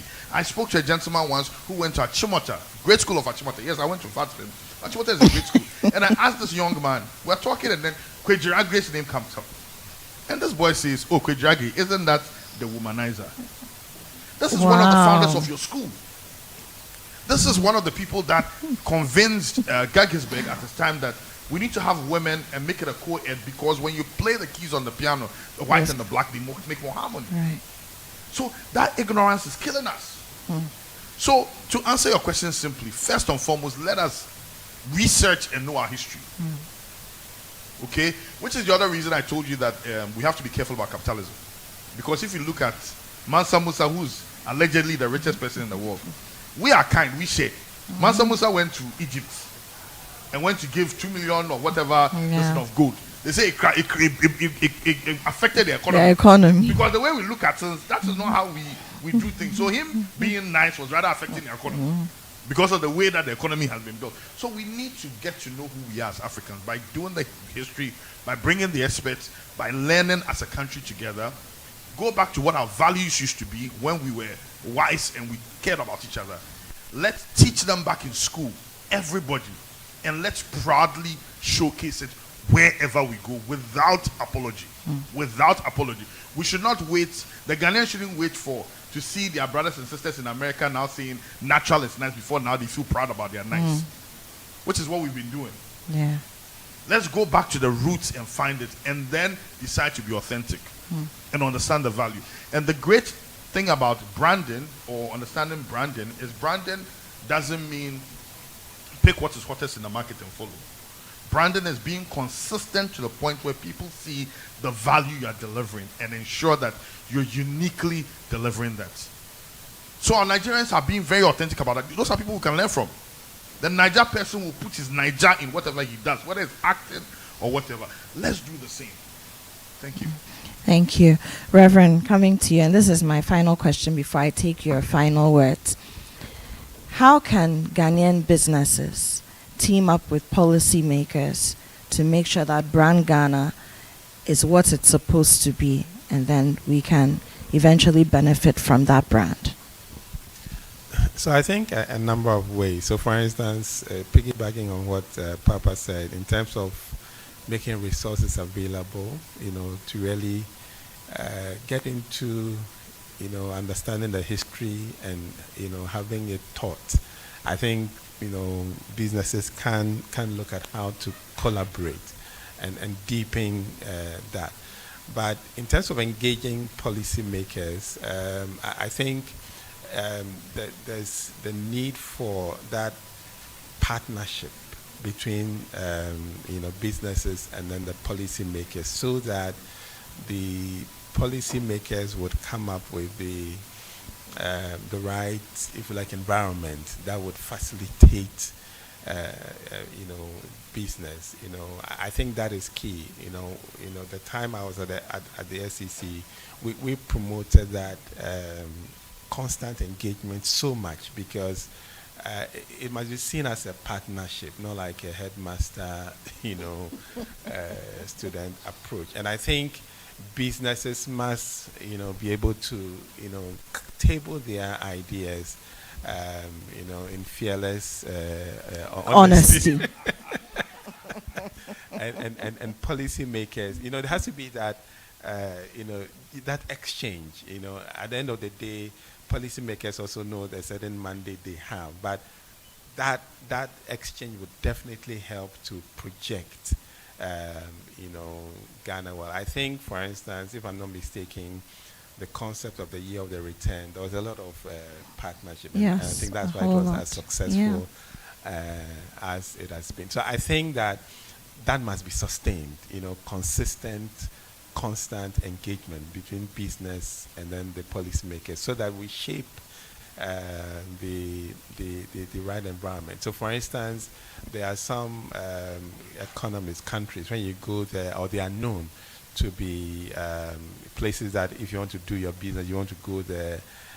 And it's because there was that collaboration. You can talk about Luxembourg, you can talk about Singapore. Solid collaboration. So we need to champion that, so that working together with policymakers, we craft or create the kind of framework that would, project the Ghana brand the more. So I'm a great proponent for strong partnership, collaboration between business and then the policymakers. Policymakers. Emma, in your wildest dreams, what would a successful brand Ghana look like for you? So Rev ended with collaborations and partnerships. Like I mentioned, this is not a brains or Emma thing. It's a movement. We need the regulators, the policymakers. We need to go back to where we come from. We need to start working on our mindset. We need to start from somewhere. So we actually did a research and realized that most Ghanaians are just living by the day. Yeah, I wake up, go to work, Do pa. come back. Some people are the ones that frustrate people. Others are receiving frustration. Everybody's frustrated, and we don't know where we are starting from. This is where to start from. We need to start from our mindsets, our brand, who we are. Because if the place is a better place, it's for all of us. If you enter a place and things are going smoothly, if you're ordering you want a passport and it's smoothly done, wherever you go, it's smooth. It's a collective work.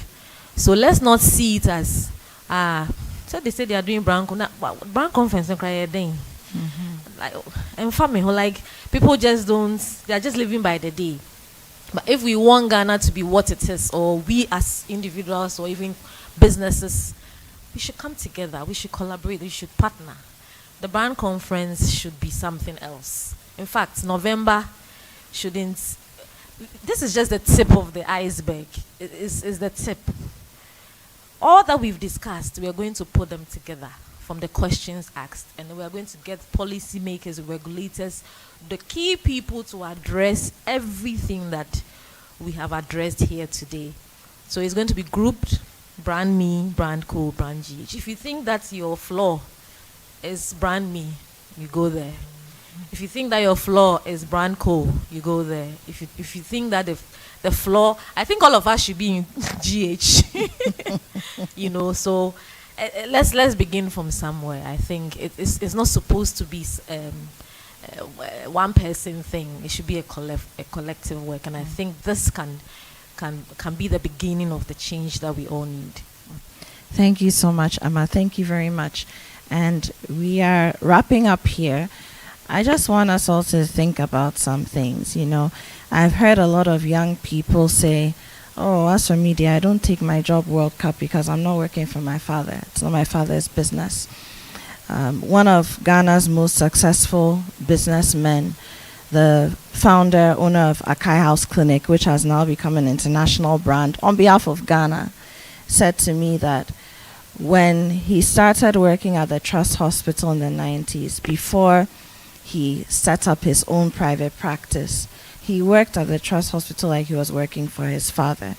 And when he sees the way some young people work, he was referencing a group of us, we work like we're working for our fathers, and that's the way to go if we want to succeed. I've never forgotten that. I work in a media house. I work with Channel 1 TV and City FM. And a lot of people, I said, oh, well, go and do your own thing. And I say, well, or why don't you go and work with the BBC or the CNN? Because I've studied with the BBC Academy and the CNN Academy. But I believe in the vision of building Ghana's own versions of the BBC and CNN. And that's why we stay.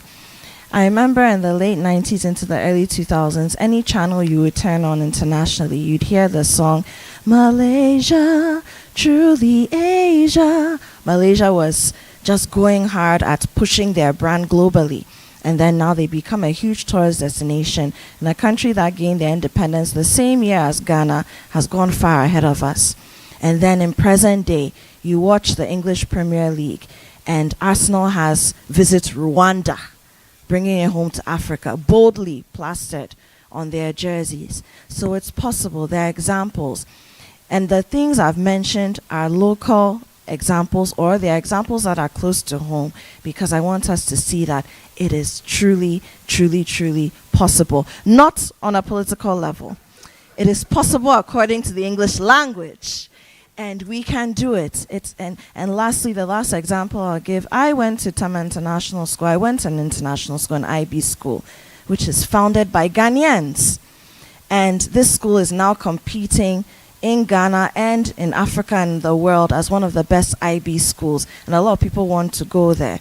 And I remember when we started, people said, how can a Ghanaian couple own this? But these are Ghanaians who went through business. The wife was an educator, and they've built this brand, which has become a great brand for education. So the examples are there. It's been done before.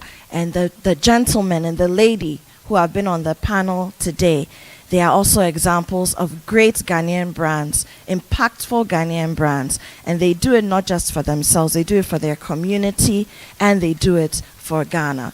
So I think we've had a lot to chew on today. I hope we've learned a lot. I hope we're going to reflect, and I hope we're going to change our mindsets, as Emma has rightly said that we should do. I want to thank my panelist. Ajete Anang is a seasoned Ghanaian actor. And mind you, I didn't say he's a personal actor. He's a Ghanaian actor. He's a Ghanaian brand. Reverend Daniel Ogbami Tete is one of our most prolific men of God, and he's worked in the finance space for over 20 years. Immediate past Director General. You know what that means, to be the Director General of one of the regulators in our financial space? Extremely big deal. So thank you so much for joining us. And Papa Arcus, distinguished Toastmaster, jack of all trades, unapologetically. And he has done so many things to impact so many individuals and communities. And he could be Ghana's ambassador to somewhere and just be, chilling somewhere, really. But he's dedicated his life and time to building brand community and brand Ghana. And I think that that's something that we all need to think about. My name is Apioko Seramashong Abe. Thank you for joining us for the virtual edition, the virtual exclusive edition of the Brand Conference GH 2025. We'll see you in November. Brand Conference 2025, where brands come to life. Join the virtual exclusive edition on March 1st as we explore the 3 B's of branding: Brand Me, Brand Co, and Brands GH. Connect with experts, investors, and entrepreneurs. Bring branding strategies for personal and business growth. Network with top industry leaders. Speakers include Michael A. Porter, Ajete Anand, Reverend Daniel Ogbami Tete, Reverend Dr. Joyce Ayi, and many more. Tickets are going for 100 Ghana CDs. Team discounts are available. Also, special discounts available when you register 3 or more attendees. Call 0558 515 784